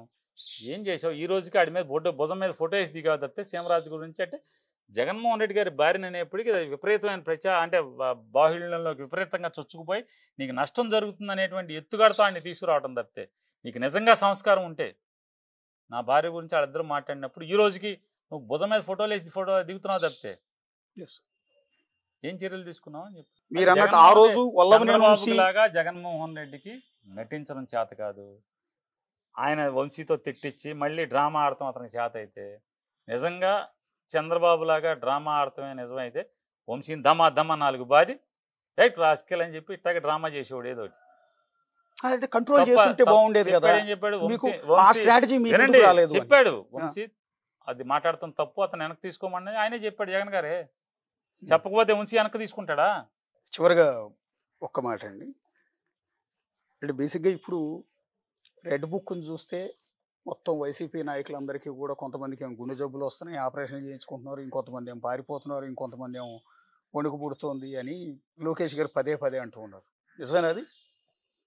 నిజంగా రెడ్ బుక్ని చూసి వైసీపీ నాయకులు వణికిపోయే పరిస్థితి ఉందా? లోకేష్ గారు గన్నవరం పాదయాత్ర మీటింగ్లో ఆయన మాట మాట్లాడారు. వంశీకిను గుడివాడ ఎమ్మెల్యేకిను గన్నవరం ఎమ్మెల్యేకి కాదు, మీకు వీడియో చూసుకోండి, కొడితే వస్తుంది అంటే వెంటనే కొడాలి నాని అన్నారు. బాబు రోజు మా పని మేమే చేసుకుంటున్నారు, నువ్వు వచ్చి పోయించేదేముంది, రోజు మా పని మేమే చేసుకుంటున్నాం కదా. ఇప్పుడు కొడాలి నానికి ఎప్పటి నుంచో ఆర్ట్ బ్లాకులు ఉన్నాయి, దాన్ని అశ్రద్ధ చేశాడు. అంతేగాని ఒక్కసారి మూసుకుపోతాయి ఏంటంటే, అమ్మ లోకేష్ పుస్తకం వచ్చిందని చెప్పని మొత్తం రక్తాణాలు మూసుకుపోతాయా? డ్రామాగా నాటకంగా బాగానే ఉంటాయి డైలాగులు, కానీ వాస్తవం సైన్స్ ఏంటి? బ్లడ్లో కొలెస్ట్రాల్ కొంచెం పేరుకుని ఒక 15 ఏళ్లకో 20 ఏళ్లకో పట్టించుకోకుండా నువ్వు మందులు వాడకుండా ఉంటే, స్టాటిన్ అంటే స్టాటిన్ అంటారు, స్టాటిన్ వేసుకుంటే కొవ్వు గడ్డగడతం తగ్గుద్ది, రక్తం పలచబడే మాత్రలు వేయాలి, యాస్పిరిన్ వేయాలి, స్టాటిన్ వేయాలి, ఈ 2 ట్యాబ్లెట్లు కంటిన్యూస్గా జాగ్రత్తగా వేస్తా ఎక్సర్సైజ్ చేస్తున్నాం అనుకోండి, ఆటోమేటిక్గా దానికి సమాంతరంగా కొత్త వేళ్ళు పాకుతాయి, కొత్త నరాలు వస్తాయి. ఈ బ్లాకులు అక్కడితో ఆగిపోతాయి. అవి అశ్రద్ధ చేసాం అనుకోండి, బ్లాకులు పెరిగిపోతాయి, బైపాస్ చేయాల్సి వస్తుంది. మీకున్న సమాచారం ప్రకారం కొడాలి నాని కూడా అరెస్ట్ చేస్తారనుకుంటున్నారా, లేకపోతే ఆపరేషన్ అయింది కాబట్టి వదిలేస్తారా? రెడ్ బుక్ వాళ్ళకున్న కసి ఇటు ప్రకారం అంటే మన ఇతను లోకేష్ మాట్లాడే భాషను బట్టి అయితే ఒక 6 నెలలు బెయిల్ వచ్చేస్తుందేమో, నానికి బెయిల్ వచ్చేస్తుందేమో, బైపాస్ జరిగింది కదా, ఒక 6 నెలలు 7 నెలలు పోయాక అతనికి బెయిల్ రాకుండా ఉండే ఆరోగ్యం అంతా మంచి కండ్ల బాగా చేసి జిమ్ చేసి రోడ్ల మీద తిరుగుతున్నప్పుడు బజార్కి వస్తున్నప్పుడు అప్పుడు స్టార్ట్ చేస్తాడని నేను అనుకుంటున్నాను. అంటే చర్చకు వచ్చిందో లేదో నాకు తెలియదు, కానీ వైఎస్ఆర్ కాంగ్రెస్ పార్టీ అధికారంలో ఉన్నప్పుడు కొంతమంది నేతల నోటి దురుసు, అది వల్లభనేని వంశీ కావచ్చు, జోగి రమేష్ కావచ్చు, అంబటి రాంబాబు కావచ్చు, రోజా కావచ్చు, లేకపోతే కొడాలి నాని కావచ్చు, చంద్రబాబు నాయుడు లాంటి వ్యక్తిని, లోకేష్ లాంటి వ్యక్తిని పప్పుగాడని, ఆ నా కొడుకు, ఈ నా కొడుకు అని ఇలా సంబోధించడం, ఇదంతా జనాల్లోకి నెగిటివ్గా వెళ్ళింది కదా. మీరు ఆ రోజు కంట్రోల్ చేసుకుని ఉంటే ఇలాంటి పరిస్థితి ఉండేది కాదు కదా అని ఒపీనియన్, చాలా మంది ఒపీనియన్. సంస్కృతి 2014-19 మధ్యలో చంద్రబాబు నాయుడు ఈ దుష్ట సంస్కృతిని ఈ రాష్ట్ర రాజకీయాలకి ప్రవేశపెట్టిన తర్వాత ఇవన్నీ కూడా అస్త్రాలు అయిపోతున్నాయి. ఆ పార్టీగా నువ్వు వాటి నుంచి సినిమాలు చూపిస్తారు కదా, నువ్వు బాణం వేస్తే ఇటు నుంచి నేను బాణం వేయటం, నువ్వు అగ్ని బాణం వేస్తే ఇటు నుంచి వర్షం బాణం వేయటం, లేదా నువ్వు ఇంకో బాణం వేస్తే పాము బాణం వేస్తే ఇటు నుంచి ముంగేశ్వర గర్ద బాణం వేయటం. రాజకీయాల్లో ఈ విష సంస్కృతి, ఈ తెట్ల సంస్కృతి, ఈ అసభ్య పదజాల సంస్కృతిని ప్రవేశపెట్టినోడు చంద్రబాబు. ఇవాళ ఈ వ్యవస్థ పాడవటానికి, ఈ రకంగా అసభ్య పదజాలాలతో రాజకీయ నాయకులు మాట్లాడుకుంటాకి, ఒకరినొకరు తిట్టుకుంటాకి నాంది దాన్ని ఉద్ధరించినోడు చంద్రబాబే. ఇవాళ అందరం అనుభవిస్తున్నాం. అన్ని పార్టీలు తప్పట్లేదు. ఆడు బూతులు తిడితే ఇటు బూతులు, అంటే బూతులు తిట్టేవాడు ఎవరు లేడా, తెగ తిట్టాకున్నారు, పచ్చి బూతులు తిట్టేవాడు. అది యాక్సెప్ట్ చేస్తాం. కాబట్టి ఇవన్నీ ఇప్పుడు లోకేష్ ఇంకొత్త సాంప్రదాయం తీసుకొచ్చాడు. యూట్యూబర్లకి జీతాలు ఇచ్చి వాళ్ళతో వాళ్ళ ఇళ్లలో వాళ్ళని అసభ్యంగా బూతులు తిట్టిస్తాం. చంద్రబాబు ఒక విష సంస్కృతికి ఆయన నాంది వాక్యం పలికితే, లోకేష్ మరొక విష సంస్కృతికి, ఇంకా దిగజారి ఇంకా హీనమైన సంస్కృతికి ఆయన నాంది పలికాడు. ఇవన్నీ ఎక్కడికి వెళ్తాయో రాజకీయాలు, ఆంధ్రప్రదేశ్ రాష్ట్ర రాజకీయాలు ఏ స్థాయికి దిగజారుతాయి కూడా మన చేతుల్లో లేని పరిస్థితిలోకి వచ్చేస్తాను. మీరు చంద్రబాబు నాయుడు అరెస్ట్ చేయించారు ఆ రోజు. అంతకుముందు జగన్మోహన్ రెడ్డిని సోనియా గాంధీతో కలిసి లాలూచి పడి అతను అరెస్ట్ చేయించాడు 16 మాసాలు. సరే, ఓకే, అప్పుడు అరెస్ట్ చేయించారని రివెంజ్ తో చంద్రబాబు నాయుడు మొన్న అరెస్ట్ చేయించారు. రేపు ఇక్కడతో అయిపోతే దెబ్బకి దెబ్బ అయిపోయిందంటే అయిపోయింది. రేపు మళ్ళీ జగన్ అరెస్ట్ చేయించాడు కానీ మళ్ళీ ఖచ్చితంగా చంద్రబాబుని అరెస్ట్ చేయిస్తారు. మీకు ఆ సైన్ చంద్రబాబు నాయుడు గారు జగన్ గారిని అరెస్ట్ చేయిస్తారు అని మీరు చంద్రబాబుని అడగాలి. పొద్దున వెళ్ళొచ్చినట్టు ఆయన అడగాలి, నన్ను అడుగుతారు, నాకేం తెలుసు. అంటే నేనేది ఏంటంటే మొన్న ఎక్కడ ఆఫ్ ది రికార్డ్ బాబు గారు మాట్లాడింది ఊహాజనితమైన కదా సార్. బాబు గారు మొన్న ఆఫ్ ది రికార్డ్ ఒక మాట అన్నారు, నన్ను అరెస్ట్ చేయించారు కాబట్టి నేను జగన్ అరెస్ట్ చేయించను అని. అంటే మీకు ఆ రాజకీయ ఎలక్షన్ కి 1 year ముందు చంద్రబాబు లాంటి వ్యక్తిని అరెస్ట్ చేసి జైల్లో పెడితే ఆయనకి సింపతి వస్తుందన్న విషయం మీరు ఎందుకు గ్రహించలేకపోయారు? మీలాంటి సీనియర్లు ఎందుకు సలహా ఇవ్వలేకపోయారు? బేసిక్ గా ఏంటంటే చంద్రబాబు నాయుడు గొప్ప నటుడు అండి. ఇది నేను చెప్పలా, సాక్షాత్తు పిల్లనిచ్చినట్టు రాజకీయాల్లో వెనుతట్టి పోషించినటువంటి నా నందమూరి తారక రామారావు గారు చెప్పాడు, నా అల్లుడు నాకంటే గొప్ప నటుడు అని. రామారావు 10 మంది రామారావు గారు కలిసి వచ్చిన, 10 మంది ఎస్వి రంగారావు కలిసి వచ్చిన చంద్రబాబు నటనతో ఎవడో సరిపోడు. ఇవన్నీ ఎత్తుగడలు ఉన్నాయి, రకరకాలు చెప్తున్నారు. ఎవరో మొన్న ఒక ఆయన సుప్రీంకోర్టు ప్లేటర్ గారు చెప్తున్నాడు, రాష్ట్ర గవర్నమెంట్ అరెస్ట్ చేస్తే బెయిల్ తొందరగా వస్తుంది, ఈడీ అరెస్ట్ చేస్తే ఈడీ చట్టాలు టైం పడుతుంది అని ఒక ఆయన అభిప్రాయం చెప్తున్నాడు. ఎక్కడో టీవీ విశ్లేషణ చూశాను నేను. అంటే బహుశా ఇది చేయకుండా నేను పెద్ద పద్ధతిని అట్నుంచి అరెస్ట్ చేస్తే దెబ్బేది మోడీకి పోద్ది కదా అని ఏమన్నా చూస్తున్నాడేమో మనకు తెలియదు.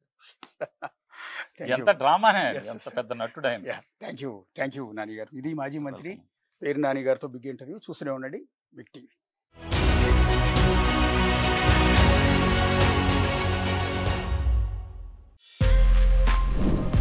For more videos like this, subscribe Big TV channel.